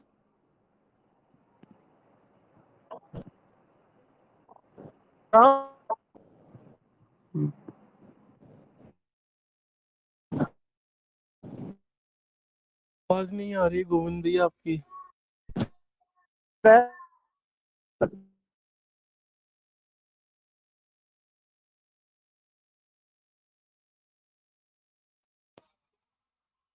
हम्म, हम्म। राजेंद्र भाई, भैया की तो आवाज नहीं आ रहा है, सत्र का समापन करे? जी जी जी जी जी एक विनती है, पुस्तकों वाला जो व्याख्यान बीच बीच में कोशिश करें कि शुरू करें एक। जी जी, ठीक है, हाँ, इस पर वैसे तो विचार किया है हम अनंत है। सभी ने। हाँ, जी अनंत है, पर समय की मांग है। ठीक है। जी, जी। तो शीघ्र बस ही ठीक है। पुस्तक पे ही व्याख्यान बैजी से निवेदन होगा कि कराएँ। शायद हरजिंदर भाई या और भी हो सकता है हरजिंदर भाई को कई सारे बंधु लोग बोल रहे होंगे पुस्तक की जानकारी के लिए। तो बैजी जैसा अनुमति प्रदान करे वैसा आगे करेंगे। कौन सा पुस्तक की बात भाई? आयुर्वेद पुस्तक। का पहला है ना, तो जानना तो पड़ेगा कौन सी पढ़े। जी, जी, जी। नहीं, बैद जी एक्चुअली क्या गोविंद है ना कि समय समय बड़ा भयंकर आ रहा है, तो पुस्तकें समेट लेते हैं, मैं कह रहा था। ठीक है? तो भयंकर आ ही रहा है वास्तव में। अभी पता नहीं समय में, कौन से समय में क्या होने वाला है, कुछ कह नहीं सकते। सचमुच जी, जी। महाभयंकर समय आ रहा जी, इसीलिए मुख्य पुस्तक सब लोग समेट लेते तो बढ़िया रहता हम लोग। है। अच्छा अच्छा, ठीक है, कोई बात नहीं। मैं किसी दिन सारे पुस्तकों को एकत्रित करके मतलब वीडियो में उसका मतलब कर देते हैं, कोई दिक्कत नहीं है। नहीं, नाम चलेगा क्योंकि वीडियो तो क्लियर आ नहीं पाएगी लाइव में। तो अच्छा हम ठीक है, ये कर तो लेंगे नाम ही कि उसकी जो कवर की फ़ोटो होती है वो आपसे ले लेंगे, फिर उसको हम यहाँ पे वीडियो में शो कर देंगे। मतलब ठीक है जी, 1 दिन चलेगा। 2 दिन पहले मुझे कवर मिल जाएँगे तो मैं यहाँ पे शो कर दूँगा एक-एक करके। और ऐसा व्याख्यान हम शनि इतवार में ही रखेंगे ताकि दिखाने में भी मतलब मैं मेरे पास समय भी हो। और बाकी पुस्तकों के तो व्याख्यान आपने बताया भी था कि काफ़ी टाइम लगेगा, काफ़ी लंबा चलेगा। बट मुख्य पुस्तक का जो है वो कर लेना चाहिए। ठीक है भैया जी, करें जैसे तो सारे पुस्तक ही कर लेंगे क्योंकि सभी पुस्तक ही महत्वपूर्ण है। व्याख्यान कर लेंगे, बैद जी बोल रहे हैं कि 3 से 4 व्याख्यान में हो जाएंगे। तो मैं भी ऐसा सोचा हूँ कि बैद जी ऐसा करें कि पुस्तक का नाम, उसके जो मुख्य भाष्यकार हैं, जो सबसे महत्वपूर्ण भाष्यकार है उनका ही पढ़ना चाहिए। उस भाष्यकार के नाम और मुख्य रचयिता ग्रंथ के कौन है वो, और उस ग्रंथ में क्या विषय है महत्वपूर्ण रूप से। इतना 3-4 पॉइंट करते हुए 2-2 मिनट में उस ग्रंथ को बोलते जाएं और अगला आगे लेते जाएं। तो ऐसा मुझे लगता है कि 3-4 व्याख्यान होगा तो ऑडियो में सारा का सारा हो जाएगा। फिर फोटो की बात रहा तो वो वैद जी से फोटो किसी न किसी की तरह से ले लेंगे, हो जाएगा। नहीं नहीं, जी, जी, जी। फोटो हरजिंदर भाई लगा देंगे, उसका बैद जी बोलते जाएंगे। हाँ जी, वैद जी आप कुछ मार्गदर्शन करें। ठीक है जी, जैसे आप सबकी इच्छा, ईश्वर की इच्छा, इसमें मैं क्या कहूँ।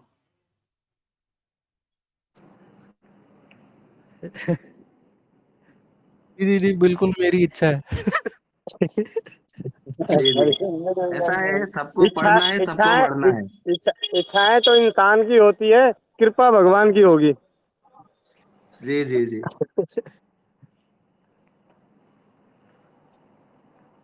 नहीं, अभी ऐसा है, सबको पढ़ना है, सबको बढ़ना है, और जितने सारे जो विधर्मी हैं उन सबसे लड़ना है। वाह क्या बात इसी है। इसीलिए स्वस्थ रहना है, समृद्ध रहना है, तो आयुर्वेद दोनों पढ़ना ही आयुर्वेद होगा। पढ़ना है। जी जी। सभी को आयुर्वेद पढ़ना ही।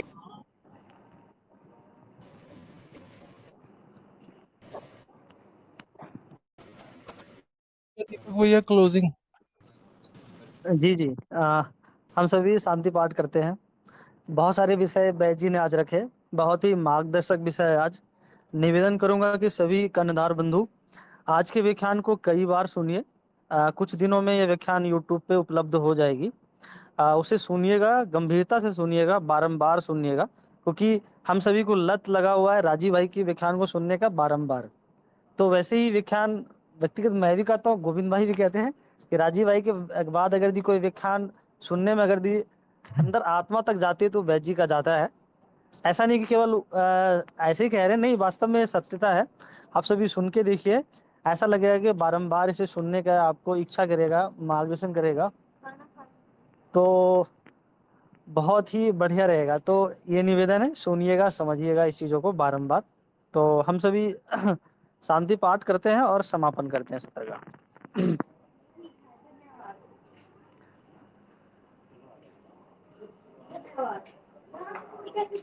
ओम शान्त्यो शान्तिरन्तरिक्षं शान्तिः पृथिवी शान्तिरापः शान्तिरोषधयः शान्तिः वनस्पतयः शान्तिर्विश्वे देवाः शान्तिर्ब्रह्म शान्तिः सर्वं शान्तिः शान्तिरेव शान्तिः सा मा शान्तिरेधि।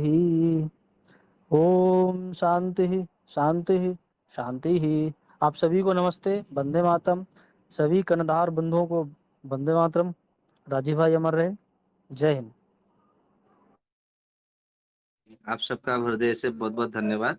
आप सबका आलोचक पित्त को भगवान धन्वंतरि बरकरार रखने के लिए सद्बुद्धि दे, सद्विचार दे और आपको सत्य कर्म करने के लिए सत्य प्रेरणा दे। इतना कहते हुए सबसे विदा लेता हूँ। आप सबको धन्यवाद। शुभ रात्रि। राम राम, नमस्ते, वंदे मातरम।